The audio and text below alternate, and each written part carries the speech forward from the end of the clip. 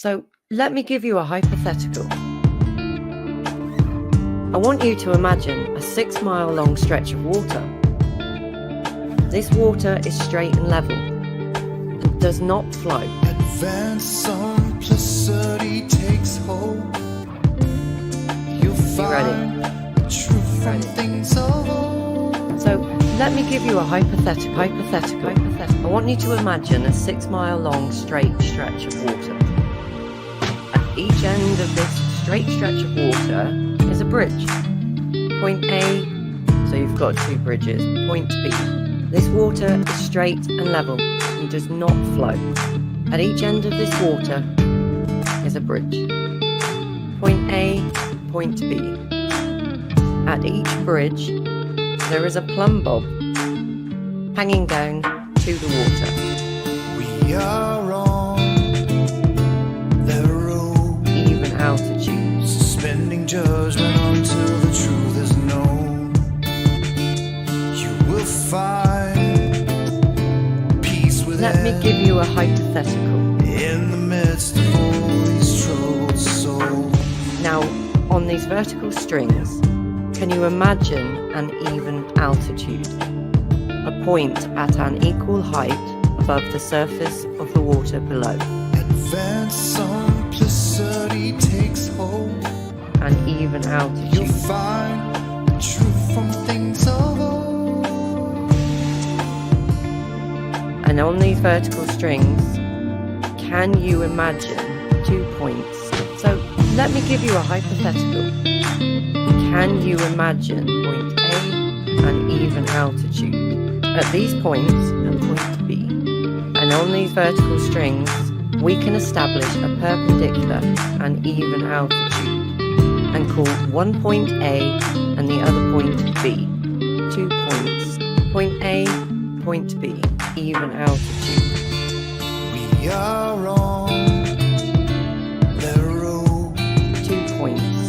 suspending judgment until the truth is known. Point A, You will find peace within. point B. In the midst of all these troubled souls. The point at an equal height above the surface of the water below. Point A, point B. Point A, even altitude. Point B. There's no end game in mind. Is the shortest distance between those 2 points? It's only the truth that we seek to find. We know the shortest distance There's no end game in mind. between 2 points is a straight It's line. only the truth that we seek to find. Now, here's the question I'm asking myself. How can the distance between these 2 points be anything other than horizontal? Everyone must see it for Horizontal. themselves. The truth 2 is points. there for you to find. And then ask yourself, and the water? And we are live. Welcome, everyone. See a few of you still survived. Don't worry. We'll show you what proof is. Even though Nathan Oakley and all of those silly flat earthers, well, the flat earthers that can't accept that it's not flat. Yeah. See, we've got somebody in the chat, have we? There's a law of non-contradiction that exists within mathematics, and well, I have it in my daily life. I apply it to reality. There's not well, it seems like there are people that allow for, you know, contradictions, and there's loads of them, really.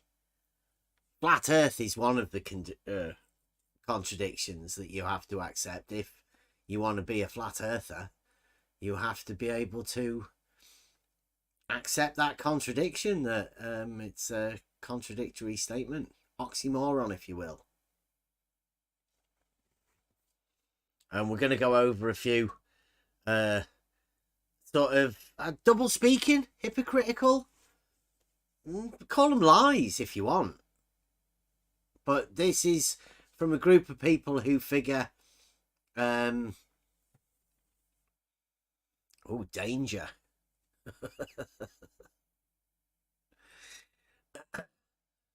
We've got a new guy in. Somebody wants to be able to verify him. Can we do that? It is Monday. Yeah, we're going to be going over proof and a conversation that people have been having about proof. We've been talking about it quite a lot, but it seems that there's a lot of hypocritical beliefs going around, and I think it's about time we started having a proper conversation about these sort of things. So if anybody does want to come in and discuss proofs, or whether you can accept contradictions, whether you know what a contradiction is or not, but there should be a warning for people. If you don't take well to hearing contradictions, or if there's I think no, Rad just sent us a thing out. Let me get it. Get rid of those flat-sided ones. Where was it? Okay, so this is be advised, you will be hearing conversations that aren't for the faint of heart. These conversations are meant to expose the contradictions that have gone unnoticed for possibly centuries. You have been warned. So yeah, a lot of people have turned off already. That's a wise choice. If you're unable to take these contradictions or even consider them, you're best leaving now. Do like Nathan Oakley says. Just go and listen to Nathan Oakley, or go and read one of these books that these people have. You don't want to be doing this. It can be rather troubling to minds. There's not many people that can take these sort of conversations that we're going to go over. And particularly if you have a lot of faith in Nathan Oakley and QE, you know, these are people who have been YouTubers for quite a while, and they're used to shouting at people, I think, berating people. And if you don't want to, well, you know. Okay, so a lot of this stuff will already have gone over, but I've chopped it down, made it a bit more concise, and I'm hoping that there will be a discussion about this proof from Flat Earth debate crew. I think we've got contributions from quite a few of them. Nathan Oakley, QE, Adam Meakin, Brian's Logic, is it? And Flatside. Is that the lot? I don't know. Somebody might tell Arwin to shut the fuck up or something like that, so we might get a bit of Arwin in there as well. And obviously Neil likes to do his little shouting from the background. So these are what we've been going over. Proof, to me, and I think I say it in this sort of thing, we've gone over this. There's a mental process that occurs with proof. Proof isn't something that you can be handed. It's not something you can pick up in a book. There is a mental part of it, so that involves you. And you acquire the proof for yourself.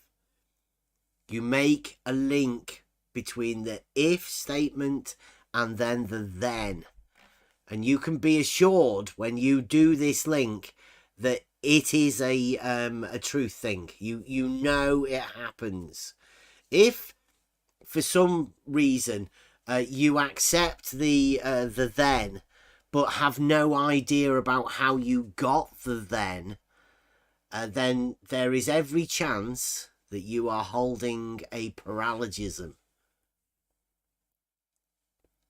That is something that isn't a truthful statement.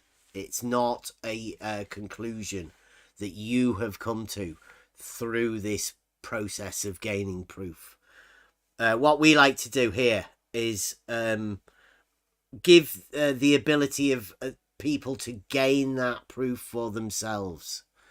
I don't try and push it on anybody and try and tell anybody anything, which it obviously is what a lot of people do, and too many people in this day and age. I think the conversation should still be a positive one and not negative, which is where we go with most of this sort of stuff. So over the weekend there was a debate. I don't know. We went over on Friday a proof thing that I went over to go and talk with Nathan Oakley.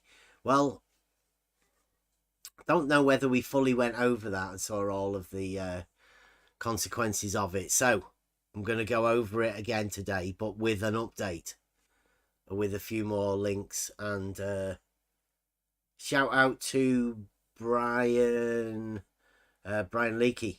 He made a video about Nathan and QE.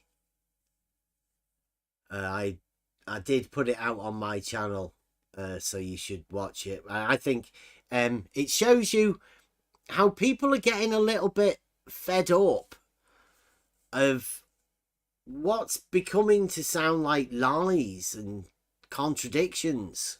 You always get caught up in a lie because somebody, especially when you're on YouTube, right, there's somebody who can go back and clip bits to see what you've said or you've done. Well, a few of those were shown by Brian the other day. We've had a few conversations as well also over this weekend. We've had a few people round, a few conversations, learned quite a lot about flat earthers, the arena that flat earthers are in. I don't know, gets quite difficult. Right, so let me get this thingy up for you guys. I don't think I need to. I think I need to put it on in the YouTube because there's not really much to see. I don't know how many times we'll go over this. I don't know.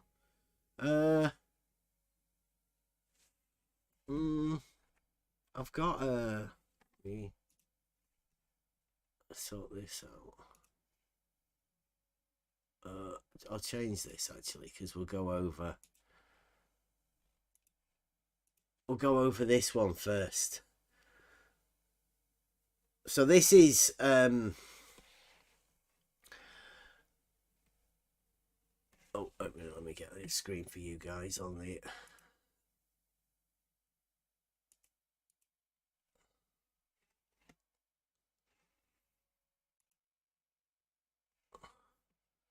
right. This is a QE live open panel where they're talking about proof and the scientific method and things like that.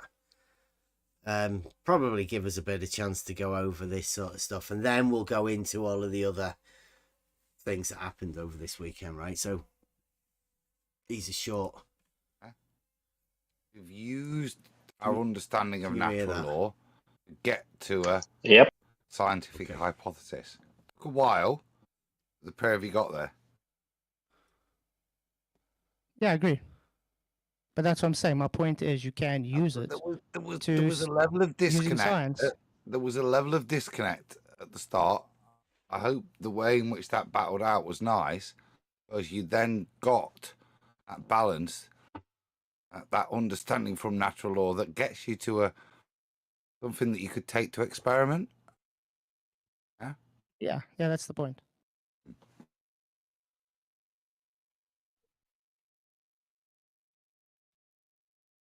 So, given that, Flatzoid, we've used natural law, we can then go and prove the cause of something now, can't we? Something that we know is always happens, i.e. natural law. We already knew that. Using those certainties, we've now got something that we can get definitive yes or no from through experiment, yeah? So we're using natural, as you say, natural law. We already know that using those certainties, we've now got something that we can get definitive yes or no from through experiment, yeah? Yeah, exactly. A science proves things from that. What we're talking about. Natural laws. Yeah, exactly. Science proves things from that. And we take... Science proves things, says Adam. Making. And I think that was the point. I don't know what it was. The point I got from that was that we use knowledge, yeah, and experience to give us some certainty. That's subject to bias. Make sure if we want to, have an understanding of cause and effect, we use the scientific method. You want to have what's he say? If you want to have an understanding of cause and effect, we use the scientific method. It's there for us. Yeah, I mean, if we didn't know the cause of something, then you're not going to be able to work off of that cause to further the progress. That's what I said. Just like heat causes water to boil, it's always going to be a true statement, but you can now go and create further progress by knowing the principles of that to now, let's say, make a boiler heater or something. That's my whole point. Like, we can make combustion engines can come from the scientific method, because we saw in observing nature, combustion comes from heat energy. So it's work. That's all. That was my point. So right, but that's Fatsoid saying, what's he say? Able to work, of course, further of progress. That's what I said. Just like heat causes water to boil, it's always going to be a true statement, but you can now go and create further progress by knowing the principles of that to now make a boiler. So this is Flatzoid using the scientific method. that's asked about face though, because you're not using scientific principles to come to the laws of thermodynamics. You're using the laws of thermodynamics to come to scientific experiment. That's not the same as what you said before. No, that's not true. That's not true. No, because the other way around. I won't rendition it myself, but the cause and effect I thought was quite narrow. That's why I thought there was a point of it. What you do after that with engines and stuff is technology, because the science is, I said, quite narrow, and we're going to use that. A bit like the boiling of water. If we vary the actual atmospheric pressure, then that might have a change on. Appreciate that. Ladies and gentlemen, we got at maximum 15 minutes for the rest of this show. So if you got your feelings that you need to get out, you need to get them out now. Well, I'll say something about what was said there. I think I know where he was going. He can correct me. Is that what he was saying? Is that it's difficult, maybe for some people find it difficult to get in on this conversation because maybe of how rigid we are on certain things. See, they're rigid. And so it's difficult for people to come in to the conversation. And this conversation is about science, how science proves things. and they're pretty rigid. Gotta love Brian. Yeah, I can understand from the outside where you might, like, with just like with the vitamin C example, how you might see how we're rigid, but it's not that we're trying to be rigid or trying to steer something, like trying to steer this ship in a selfish direction. They're not trying to steer the ship in a selfish direction at all. Just trying to steer it in the direction of what we can prove what is true. And we can prove what is true. If we can't prove it and we can't show it's true, and we don't have the geometry and we can't show logically, then we can't be making public claims. That's important. Yeah, that's good statement. Yes. Yes. He's right. For where we're going tonight, yes. This is a statement that most people should listen to. Because I don't know whether they stick to it, but hey. We're trying to steer this ship in a selfish direction. We're just trying to steer it in the direction of what we can prove what is true. And if we can't prove it and we can't show it's true, and we don't have the geometry and we can't show logically, then we can't be making public claims. And that's the problem. Some people are very open-minded, but they may not understand why the rigidity, I can't say the word, is there. So their rigidity in their statements of proof, of scientific proof of certain statements, coming from the flat earth debate guys. They are on with certain topics. It's not that we're trying to be difficult. It's just, it is what it is. And any deviation from that is not the truth. And it's the truth we're all supposedly looking for. Right. Aren't we all supposedly looking for the truth? And any deviation from the truth is not the truth. Yes, and by the way, it works both ways. So if you are creating rigid syllogism as a proof, you can positively prove something, but you can use syllogism to as reductio ad absurdum, and you can disprove. So your disproof is also based on this rigidity. So you can use that rigidity to disprove, and your disproof would be as strong as proof. Okay, so we go back a little bit more now. This is oh, you guys don't need to see that, do you? Put a screen on Discord. Read the Discord. Okay, so I've been through 1, 2, 3 videos. That was the first video. So there's another 3 videos I've actually started clipping bits out of to explain, hopefully, what we're talking about. Okay, so you guys all listening? You in on that? Yeah. Okay, right. Listen. Measured flat. Proving Earth's flat with a horizontal baseline in order to give you that angle. It's another flat Earth proof. Proving Earth is flat. So this is a flat Earth proof. You got it. This is an evaluation and assessment after 8 years and being leaders of the flat Earth. This is the evaluation that we're gonna listen to. So this is right. So remember what Brian's just said: the rigidity of the statements that some people make, and whether they can actually say them, and they shouldn't really be saying them if they can't back them up. And this is the leaders of the flat Earth. And as everybody knows, we're not flat earthers. But I feel that certain flat earthers, these guys here, Nathan Oakley and Flat Earth Debate Crew, are, well, possibly not being truthful with what they say.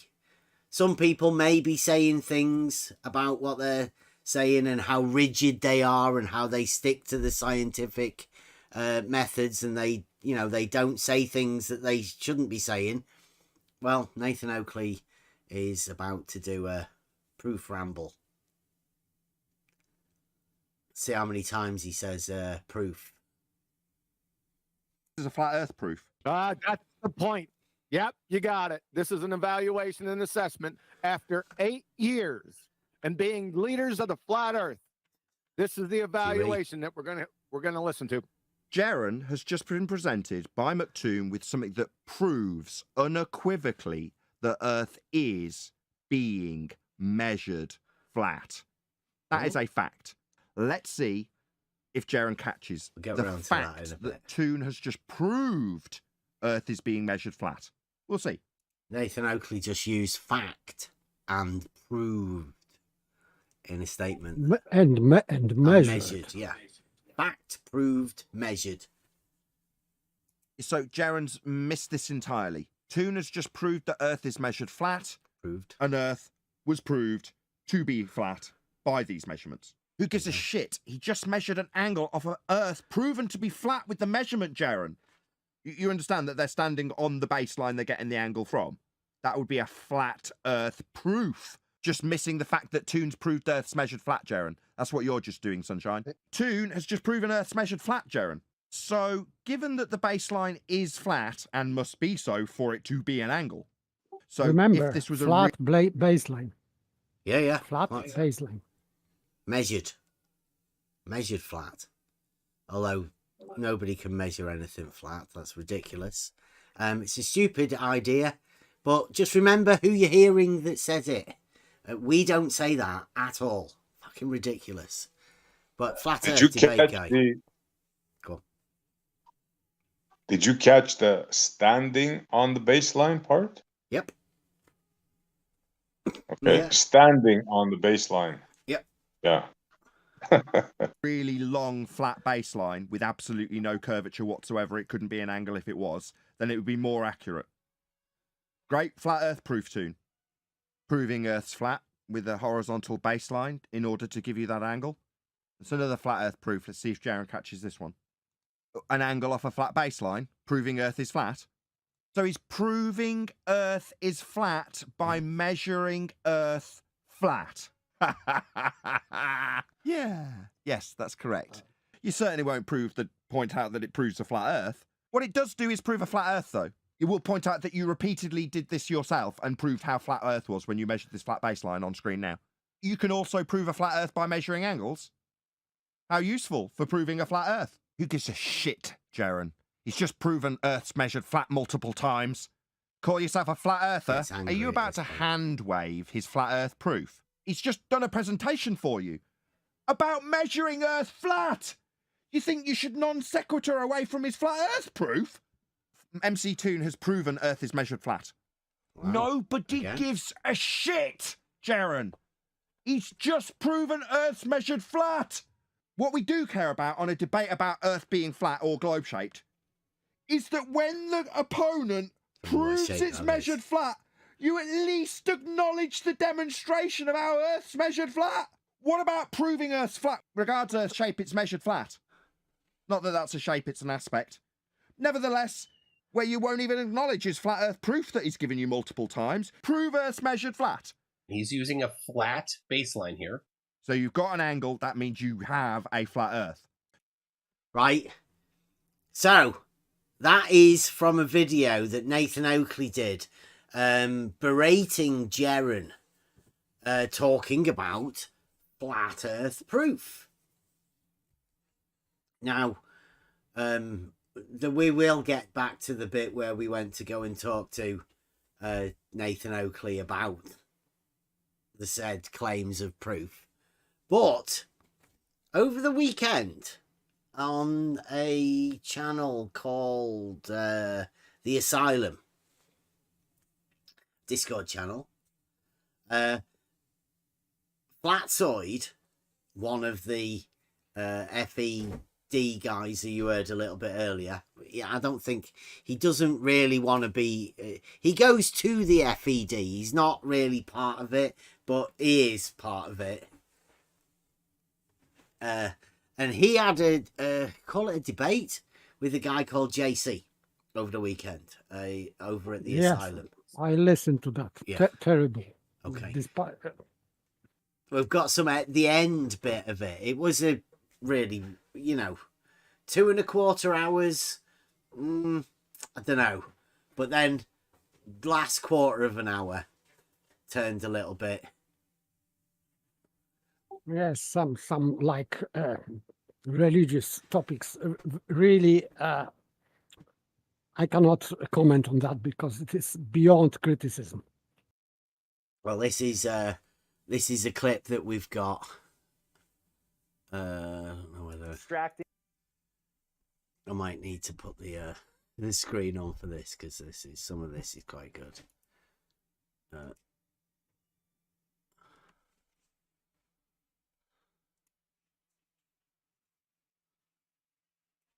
Okay. And diverting away from the point. Okay. So first of all, we're not going anywhere. You've made claims on what should happen if it's stationary. That's No, your claim. it's what Also, does your happen. pattern. It's what No. does happen. Listen, you make the claim what? what should or shouldn't happen is your claim. Now, again, you claim Earth is rising. Don't know whether that's I think it might be it. With the water. Then I don't already claim did. a rising Earth because you're running away from it. I can prove it's stationary using the scientific method. There you go. Let me just get rid of that. Go back here. Here we go. Can you guys hear that? Is that all right? It's okay on the YouTube as well. Means you have a flat Earth. Then don't claim a rising Earth because you're running away from it. I can prove it's stationary using the scientific method. So Flatsoid can prove it's stationary using the scientific method. Now that's very, very all well and good. Don't think he can though. I mean, I'm not saying it isn't.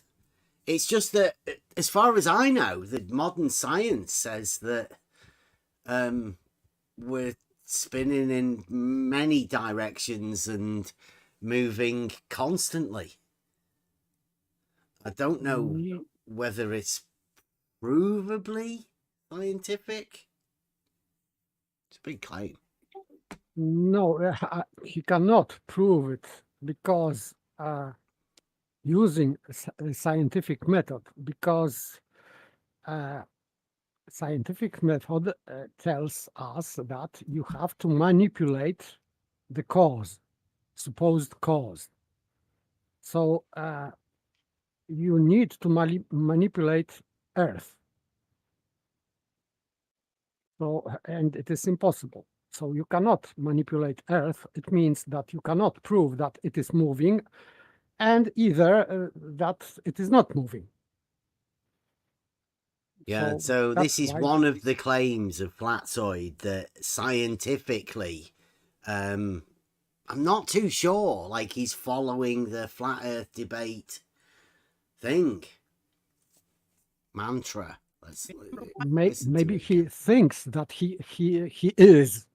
Well, I think he's got them behind him. Yeah, I think he thinks that this science that he's got is well, listen to it again. Because you're running away from it. I can prove it's stationary using the scientific method. He can. Flatsoid can prove it's stationary. So bring it on, Flatsoid, anytime. But there's more to come. More. You can't prove it's moving because you don't even have an observed natural phenomena, you fuckwit. What is your observed phenomena? You're claiming something that goes against reality observed. So tell me, what is your observed phenomena? Or I'm going to be calling you a globe tard because that's exactly what you are. So he needs an observed phenomena. You see him berating somebody after asking them for a observed phenomena. This is Flatsoid, the guy that can prove it's stationary. It'll come in handy later. Pushing globe rhetoric and have the audacity to be a hypocrite and say, no, I'm not a glober. I don't just believe. That's exactly what you're doing. So, be a man. What is your observed phenomena? What is your Because observed words. phenomena?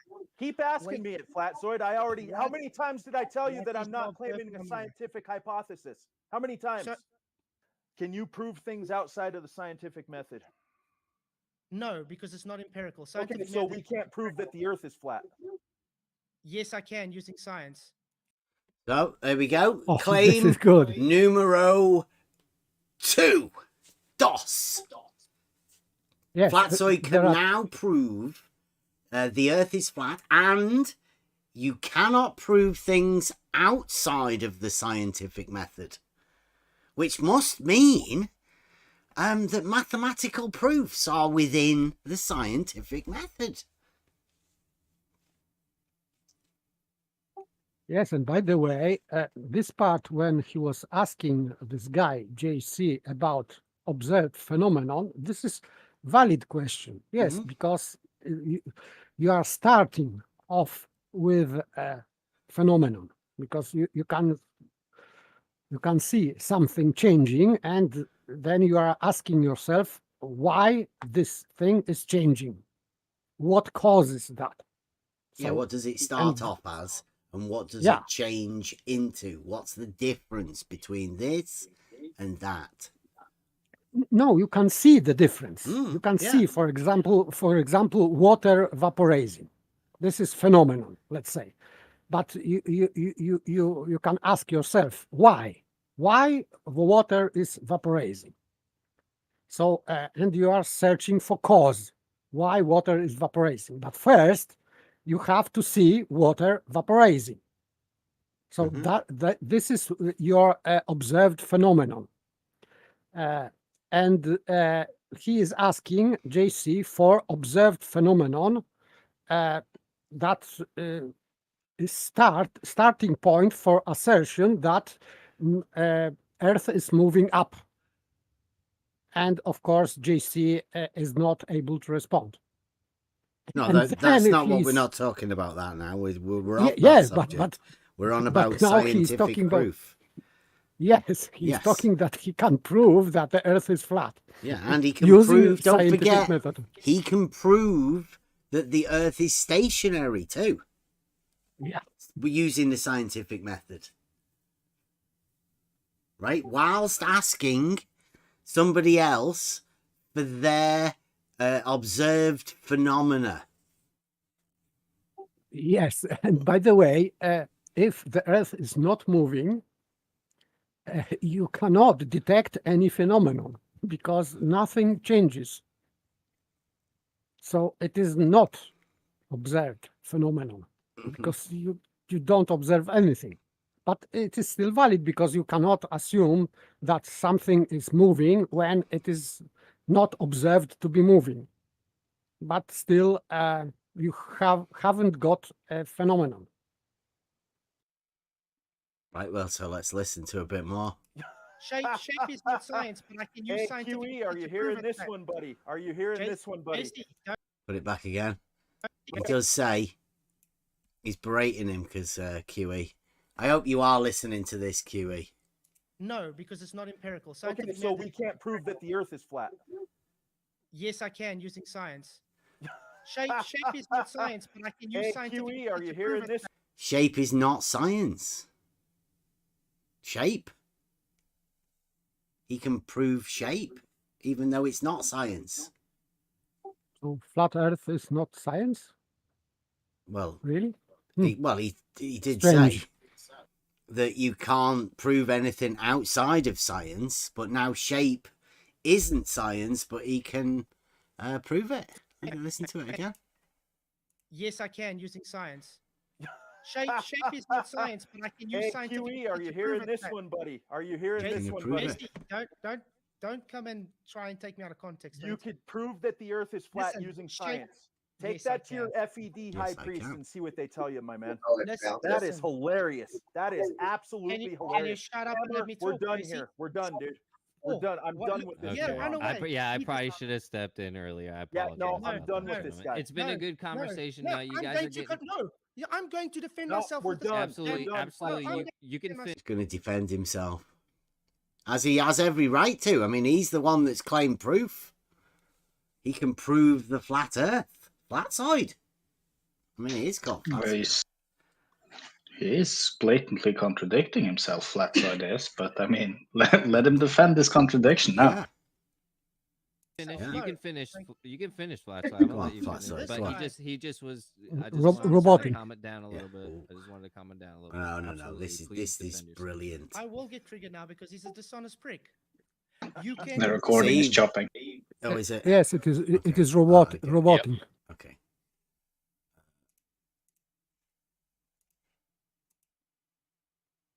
There you go. Okay. I'll put it back a bit. Yeah, this is flat side. So here we go. I will get triggered now because he's a dishonest prick. He will get triggered now because the person who he's talking to has got him to say yes, he can prove the flat Earth scientifically. You can use the scientific method to prove it's flat. Flat itself is not a science. Right, there you go. What's this? We've been going over this. This is what we call an aporia moment, where he freezes what he's saying. See if you can spot it. You can use the scientific method to prove it's flat. Flat itself is not a science. Right, there you go. Flat itself is not a science. Look at the face he made. The pause was awesome. It is great. It is true statement, and his previous statement is also true conditionally. It means that he can use scientific method to prove that the Earth is flat. Okay, this is a fair claim, but it is impossible, of course. But the claim itself is you can validate or invalidate that claim.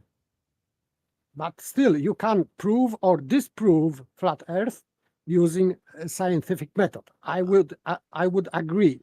And but he's saying that he can prove for sure that Earth is flat using a scientific method. And this is obviously false, but he is believer. He believes that he can. Chris Berry getting upset. We'll do it again, just to see whether he did get interrupted by somebody.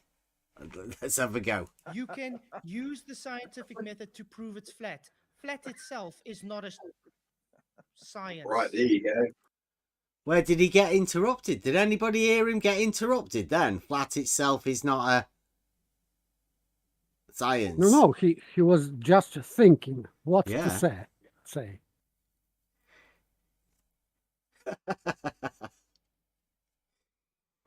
Chris Berry coming in. Nice one. Saving him. Yeah. Earth isn't flat, Chris. Never has been. Never fucking will be. Crazy.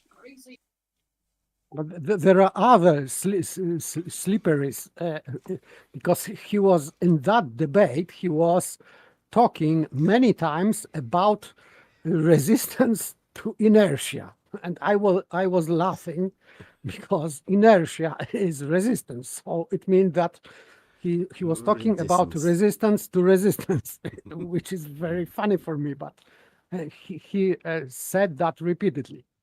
Resistance to inertia. Chris, I never have said the Earth is flat because it's not. I was asked to make arguments, which you obviously can. The people who were reading those arguments weren't clever enough to see through them. Chris, you can make arguments for anything, but I will state this again. You cannot prove flat Earth or globe Earth. Neither.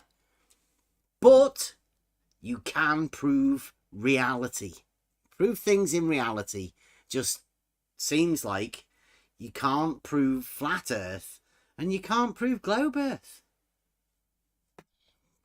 anybody's free to come and attempt to make any arguments that you want. Nobody's got any problems with any of that. If you want to come and have a chat, Chris, come and have a chat. Don't be saying things about other people, though. Bring an argument. That's the best way to do it. Or help Flatside. He's going to need some help. You want to know how I can use science to prove it's flat? Have you ever thought of that? How would you do it? See, this is what he does again. He does it. He says, have you ever known? He freezes. And then he goes into the defensive mechanism. Some Jabberwocky jumps up. You can use the scientific method to prove it's flat. Flat itself is not a science. Right, there you go. You want to know how I can use science to prove it's flat? Have you ever thought of that? How would you do it? He says, you want to know how I would do it. And then he says, how would you do it? Because he doesn't know how he would do it. He's got himself stuck. Like to know. Have you ever thought of doing that, Jason? I will get triggered now because he's a dishonest prick. You can use the scientific method to prove it's flat. Flat itself is not a science. You want to know how I can use science to prove it's flat? Have you ever thought of that? How do you do it? Have you ever thought of doing that, JC? No, you don't, because you're too stupid to even understand you can't even make a claim for accelerating Earth. And now he obfuscates, calls names. Everybody noticed that. Calls him stupid. Because Flatside's the one that's got stuck. Yes, but this guy, GC, oh, yes, that's his last sentence is true, because this guy didn't brought evidence for his claim that Earth is moving up. Yeah, but I mean, that they've gone off that. That was the old debate. Now Flatside has made a claim about proof. Yeah, yes, and he will never deliver that in that debate. So what he's doing, he's swapping back to something that nobody else has done, right? Don't forget that the other guy may have not brought anything, but Flatside is the one that said he could scientifically prove stationary. So he doesn't need anybody to bring him anything. He's already got his proof. Yes, and now he's saying that using a scientific method, he can prove that the Earth is flat. Mm-hmm. And I was waiting. Oh, at last. Mm-hmm. In 2023, we will have scientifically proven flatness of the Earth. And I was waiting what he would say. And I was, disappointed. This is so good. So good. Oh, So, man. must I show you how it's possible? Oh, yes. Should I show you how it's possible, mate? Yes. By using scientific method to prove the Earth is flat. Yes. You want to know, JC? He looks terrified. Come on. Here in the headlights. Fingers crossed.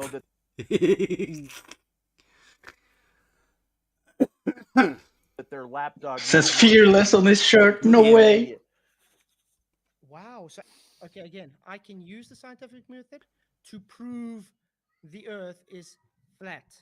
You keep saying it, right?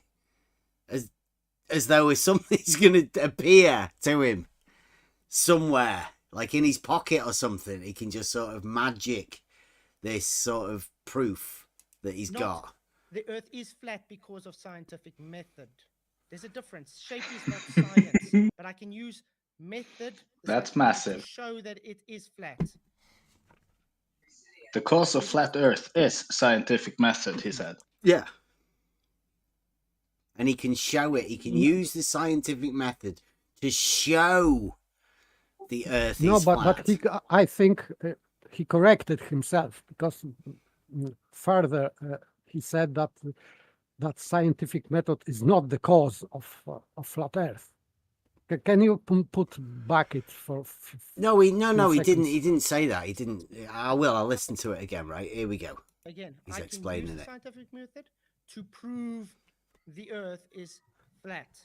Not the Earth is flat because of scientific method. There's a difference. Yes, Shape is so not he the same. corrected Oh, okay, himself. my bad. Yeah. Yeah. Method, the scientific method to show that it is flat. There's a difference. Wording is very important here, JC. Something you really don't understand. You don't understand. That's why that bit's saved up there. The scientific method, listen to it again. Right? Words are very important. I agree. Grammar. Step 1. Trivium. There's a difference. Wording is very important here, JC. Something you really don't understand. What's your observed phenomena for a flat Earth? Did I say flat Earth was my observed phenomena, or did I say I can use scientific method to prove it's flat? Huh. There we go. Yes. Remember he was And- berating yes. somebody about observable Yes, no. phenomena. Yeah, absolutely. And now JC is asking him Yeah. for observed phenomenon for flat Earth. Yeah. And what's his reply? What's your observed phenomena for a flat Earth? Did I say flat Earth was my observed phenomena, or did I say I can use scientific method to prove it's flat? Oh, so there's a scientific method with no observed phenomena? All of a sudden? Seemingly, yeah. Convenient, isn't it? I don't know how that occurred. But, you've got to be precise with your words. And if you cannot prove, remember what Brian said earlier, if you can't actually prove something, don't claim that you can prove something. That's bad. And they're very rigorous with what they say in the Flat Earth debate crew. You can't just go round saying proof when you don't have proof, like Nathan Oakley was talking about. There we go. Huh. Okay, what's your observed phenomena to prove that it's flat? I see too far. How's that? Do you like that? See too far. Yeah. Yeah. That's his observed phenomena. Yeah. To be honest, he will in after show he will somehow retract this statement, but not in the show. No. He's got proof. He's got proof, right? And he's prepared this. This isn't the case of somebody hanging about in aporia, frantically beating out some sort of scientific bullshit that he's coming up with. This is real science. They've discussed this and everything. Flat Earth debate style. He sees too far. I mean, that's a typical scientific one, right? Yeah, and this phenomena. is not I see too far. But wait till you see, right? You might go with this because he's going to tell you how far he can see. You see too far compared to what? I can see compared to the pushed narrative, I see Chicago skyline, which should be impossible to see. How's that? He can see the Chicago skyline. Yeah. He's in South Africa. Anyone can do that. No, he's in South Africa. Or maybe he just has to look at pictures on the TV. But, I mean, I don't know. Which one? I mean, because that is a fucking long way, isn't it? It's like, yes. I mean, if you were walking down your back street and you went, fucking hell, Chicago skyline. I would say that. Eagle eye.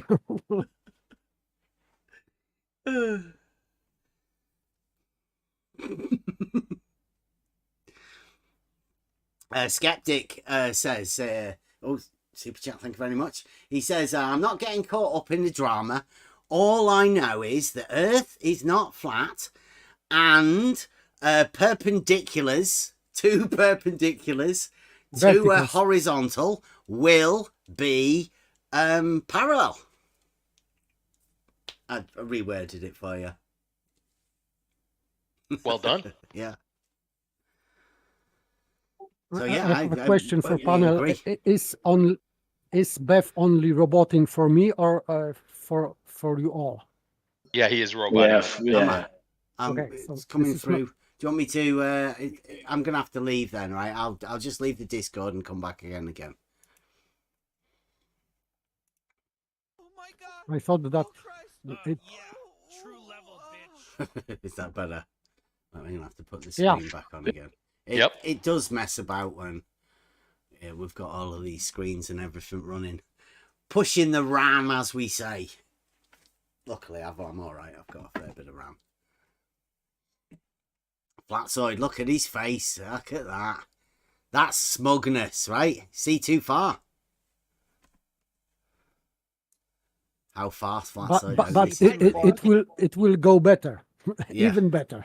I think. Yeah, look at this. Compared to what?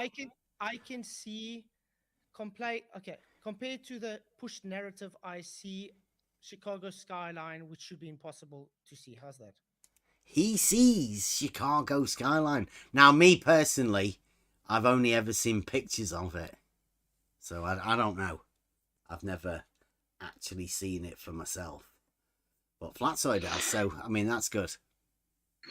I mean, I don't understand where in the he called it the push narrative, did he? Where does the so-called push narrative ever say that it's impossible to see the Chicago skyline? Or that you can only see the Chicago skyline from a flat Earth. Like, I mean, I've never heard that one before either, but I mean, Flatsoid somehow has linked them together as a scientific proof. Yes, so seeing Chicago skyline means that the Earth is flat. This is non sequitur, but okay. Yeah.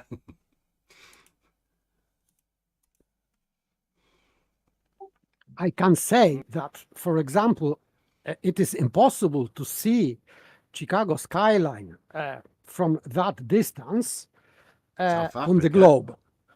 Well, I'd say it's impossible to see it from South Africa as well. I mean, like, I can't see Chicago skyline. Okay, but I made this concession that we are talking about this Joshua Nowitzki photo. But so it disproves globe, but it does not prove flat Earth. So, well, scientifically, Flatsoid thinks it does. I mean, he's been hanging around with the flat Earth debate guys, right? They may know a lot more, like Brian's logic said. These guys are really stringent with the rules that they set about what can and can't be said about proof. Mm-hmm. What's your independent variable? What's your hypothesis? What's your hypothesis? My hypothesis for seeing too far would show that if I change my position, I should see further. If he changes his position, he should see further. I mean, that's a good scientific hypothesis, isn't it? Sorry, but this is claim of the globe also. So they are not mutually exclusive. Well, I mean, I don't know. Like, if you go, what about if you move position into your house? Right? Does that say that you could see further? Maybe you've got a TV with a camera that you can see the Chicago skyline from. I mean, I don't know. I don't know how it works with this new scientific method. But, I mean, it's got a few holes, I'd say. Yes, definitely. Yeah, because it is inconclusive. So it doesn't. And if it is inconclusive, it means that you cannot prove your point. It's not as if he's making this up, though, off the top of his head. This is not dichotomy. So if you don't have dichotomy, you cannot disprove other thing, and you cannot prove your point. Sorry. But I think that Flatsoid doesn't know that.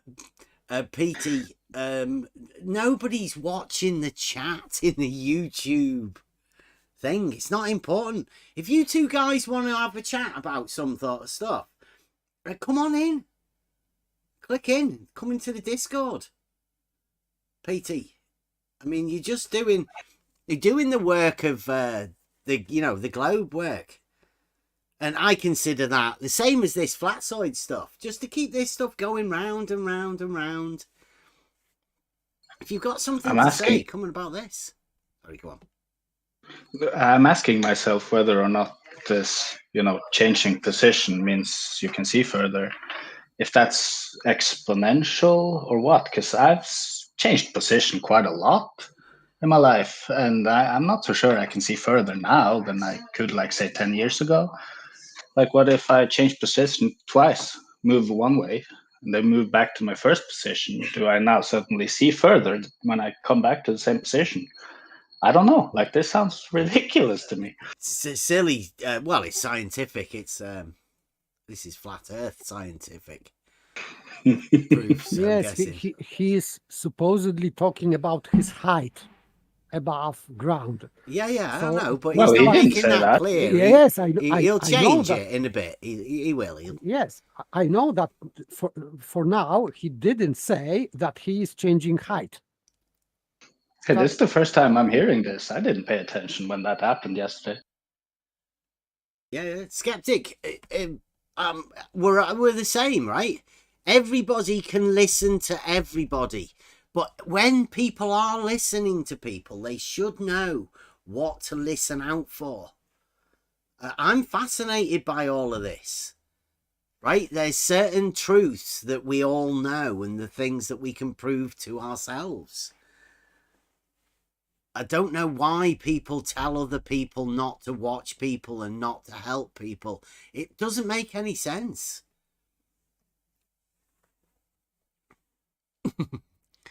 Somebody drop a link for Skeptic. Yeah, I got it. Thank you. Yeah, come in and have a chat. That's what we're here for. We do have a new role system, so if anybody does come into Discord, just pop a link and pop a message or whatever, and we'll get you verified to come in the VC.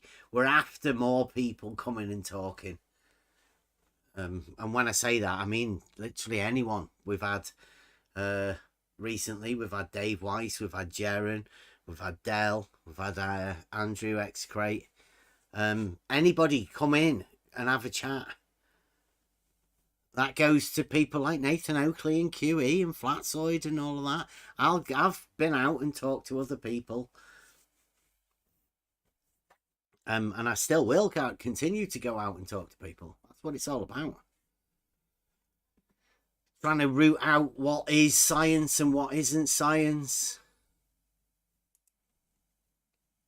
Change your position from where. If you just let me say, Bev, hang on a second. If you come in, just like Bev said, drop something in the live chat saying you want to be verified, and we'll go voice verify you. I want to be verified. You already are, Rob, of course. Here we go. If you ask enough, I'll come in. Bev asked like 10 times to come in, so I was like, okay, fine, come in. My position. There you go. Easy as that. I can't talk though. I'll just be listening. Okay. Do I manipulate my position when I manipulate?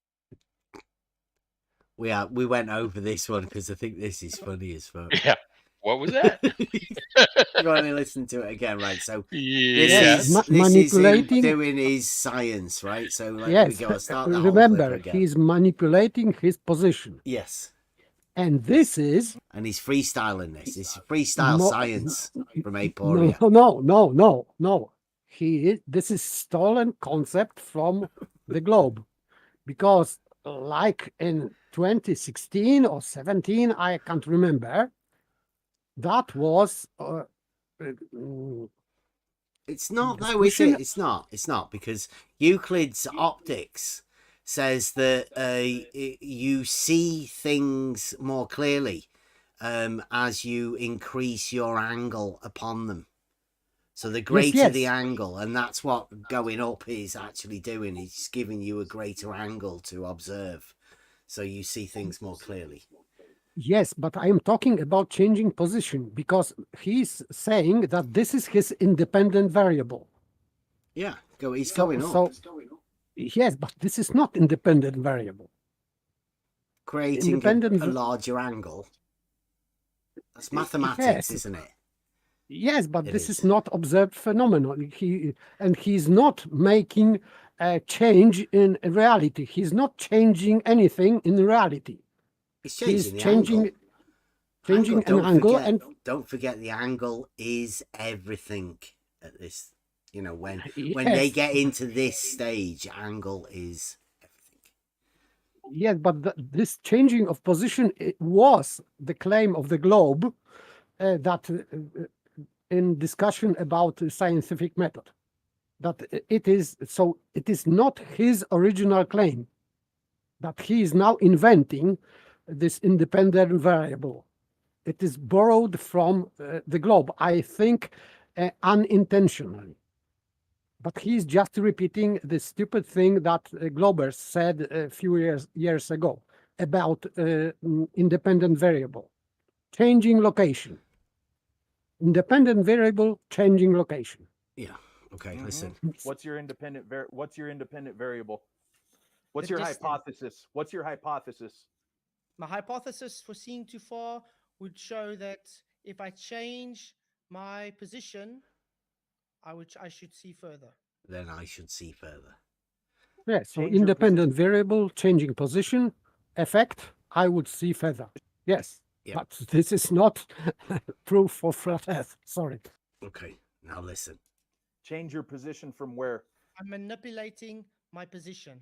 By manipulating my position. Yes, so this is independent variable. It means cause. This is cause. Okay, now. And effect. There's been a long pause.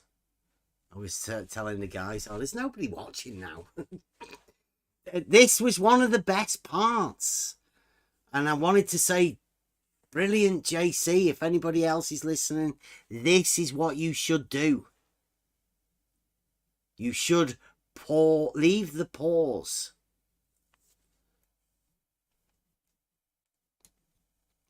Here we go again. Listen.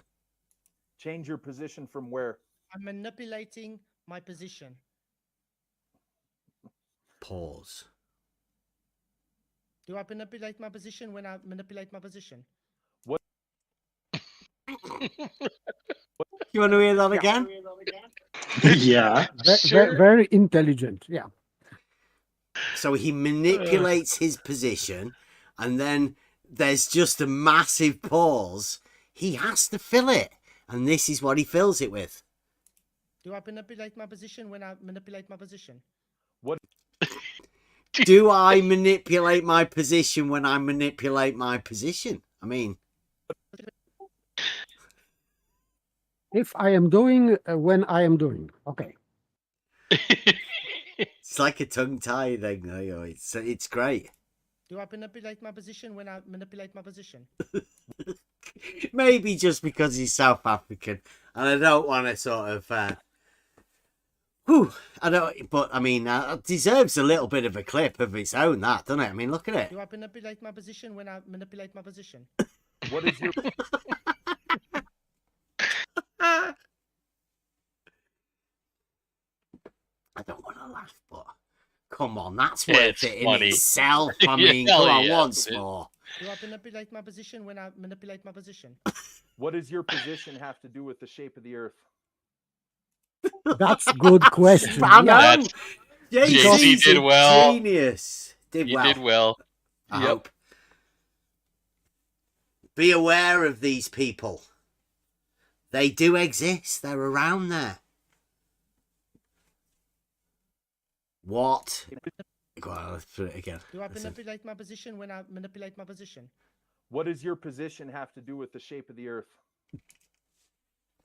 What? That's genius. And let's see what he says. You have an angle towards the Chicago skyline or whatever you want to observe, which is already too far to see. So you don't even have to manipulate your position. You have an angle to something which is already too far to see. So the angle is larger than it is. I don't know. He's freestyling this, right? He's making up a flat Earth proof off the top of his head. Yes, but he is completely wrong. Of course he is. He's making it up. But because if he is against globe claim is it's not against the globe claim. This is a flat Earth proof. Yeah, yes, but this is, yes, that's why it is not, cannot be proof for flat Earth. But he's using reversed globe proof. So because on the globe model, it is not that you cannot see because it is too far, but it is because the obstacle, the Earth, is blocking your view, not because it is too far. No, don't bring it in. It's nothing because of that. He's just saying because it's an angle. They're all obsessed with an angle. Don't bring in something that he's not doing, please. But my point is that if he is saying that he can see what was too far, he's assuming flat Earth. This is circular reasoning. So he cannot prove in that way that the Earth is flat. No, we've said there is no proof that the Earth's flat. But for some reason, Flatzoid has decided to say that he can prove that it is scientifically, which is putting Flatzoid in a really bad position, especially seeing as Brian's logic has said that they're very exact on flat Earth debate with their scientific things. You don't say that you can prove something if you cannot prove it. And the first place his mind went was an angle, which seems to be a theme.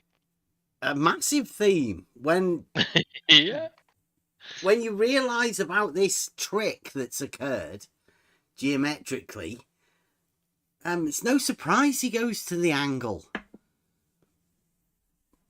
But he does it with position. Like he's making a mental angle that gives him a proof of flat Earth. It's crazy. But somebody else does that. He might have just learnt it from somebody else. You never know. Here we go. Oh, sorry, Mike Jones. Thank you very much. That's gold. I mean, which one was that? I take it's the manipulate my position when you manipulate your position. That's the new. See how many times you can manipulate your position. You have an angle towards the Chicago skyline or whatever you want to observe, which is already too far to see. So if I change my position and I see even further or closer, did I manipulate my independent variable? What does that have to do with the Can you shape of stop the for a Earth? moment? Yeah. Because it is a massive inconsistency in what he just said. Because he said that we can see too far at the beginning, which is idiotic reversal of globe, let's say, argument. And now he's saying that we can see what is too far because he is changing height. So, and then he is changing angle. But it means that he didn't see too far. I don't think he said height. Yeah, he said that like you just change your position and that changes the angle. And the angle either means you can see more or less. Or shorter, further or shorter, I think he said. Yes, but it doesn't change position of your object like this skyline. So this Chicago skyline is where it was. So if you are too low, it doesn't mean that this skyline is too far, but it means that your angle is too narrow. So this saying that it is too far is just completely idiotic. Absolutely. And he's getting a little bit. What does that have to do with the shape of the Earth? Sphere, not see thing. Flat, I see thing. There you go. So he did. He brought. I would say Misa like this.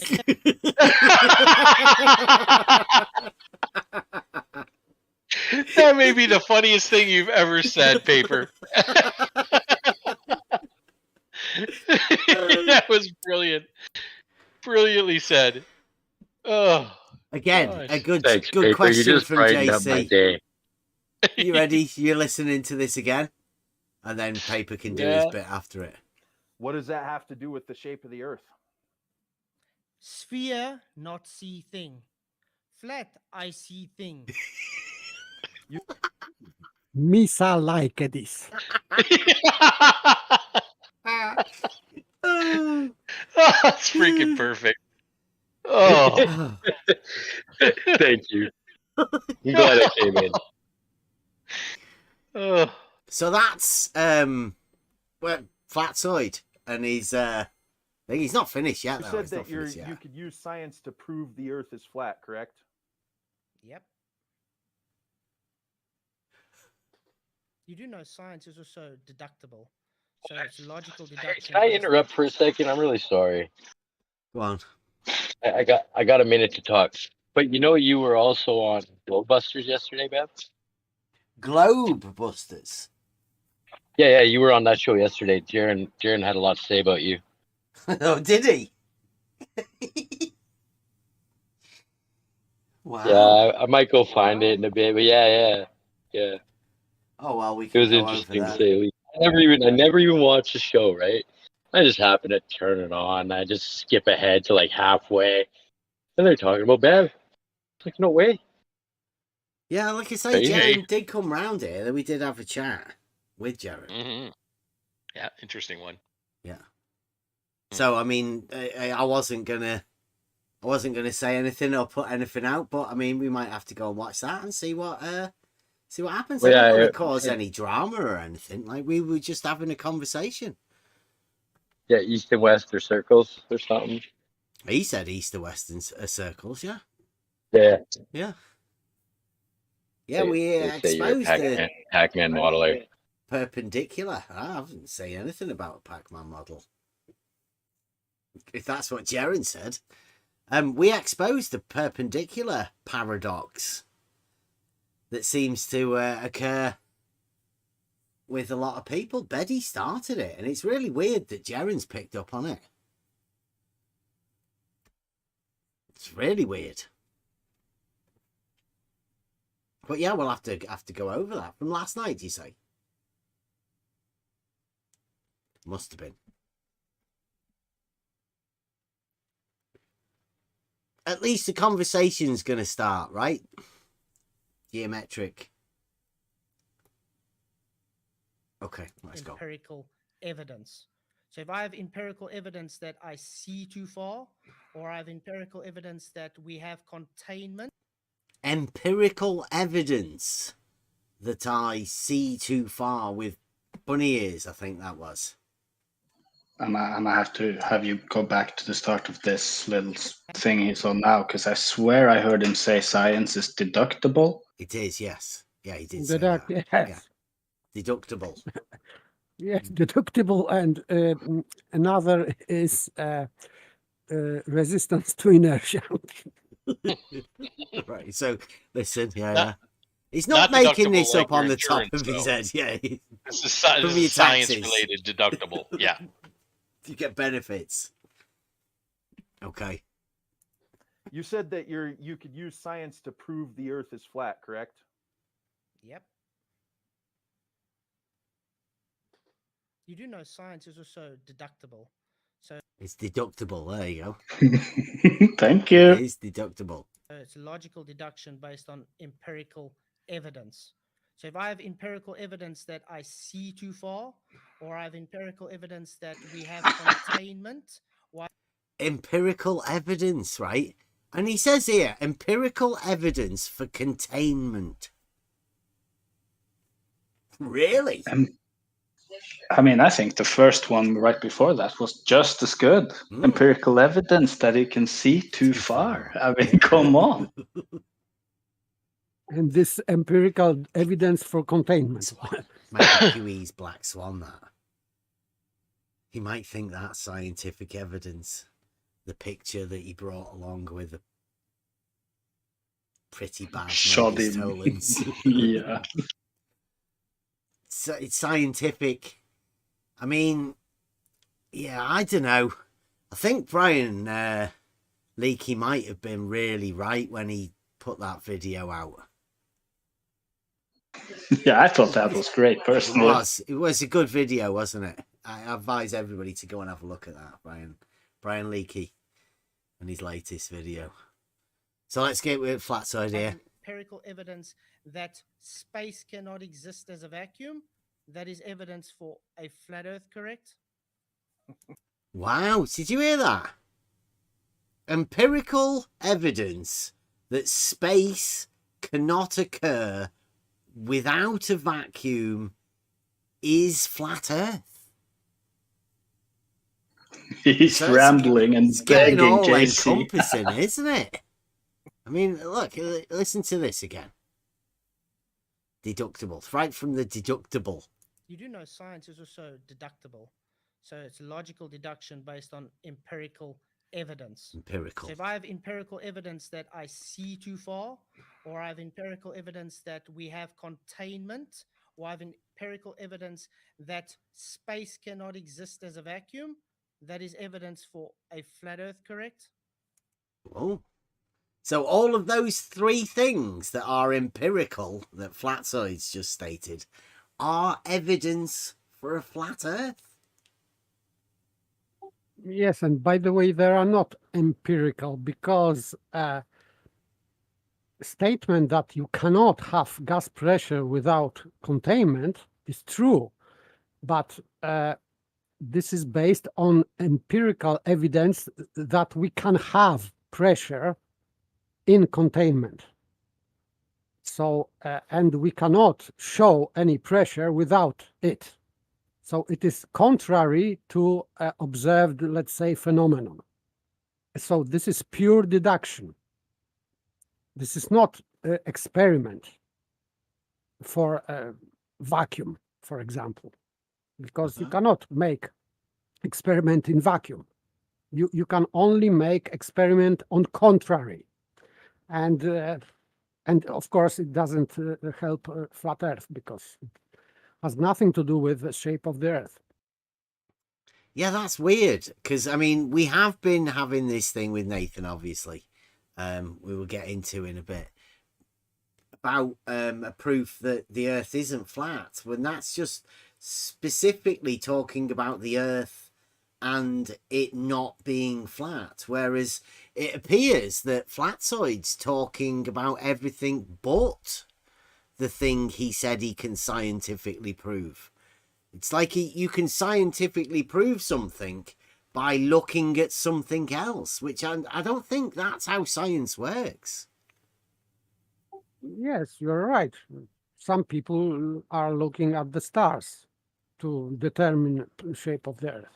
So, I don't know. Go. Definitely not science. I'll look for it, gotcha. Definitely science. No.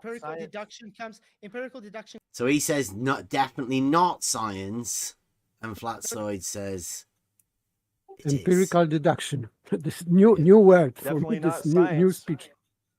Definitely science. Definitely science, Flatside says. So those three things that he's just said, it's definitely science. Don't know what sort of science. Maybe like a blue marble, a version of one of these new modern sciences. Empirical deduction comes from after experimentation and data reviewed, mates. you know, empirical deduction. Yeah. Again. This is new for me. No. Empirical deduction comes from after experimentation. After Empirical deduction comes what after it the is experiment. empirical Yeah, it comes after. I need to know if that term exists in the dictionary because I'm sure it isn't. No. Empirical deduction comes from after experimentation and data reviewed, mate. And data review as well. Empirical deduction comes after. I thought the empirical part was the experiment that you did in reality, right? To help you prove the proof that you've done. Yes. And make it empirical, right? The reality part. Manipulating the cause, supposed cause, this is your experiment. So you are experiencing that, and that's why it is called experiment. And this is empirical part of your process. And next process is deductive. It is not empirical. This is in your mind. So, but he thinks that it is empirical. Okay.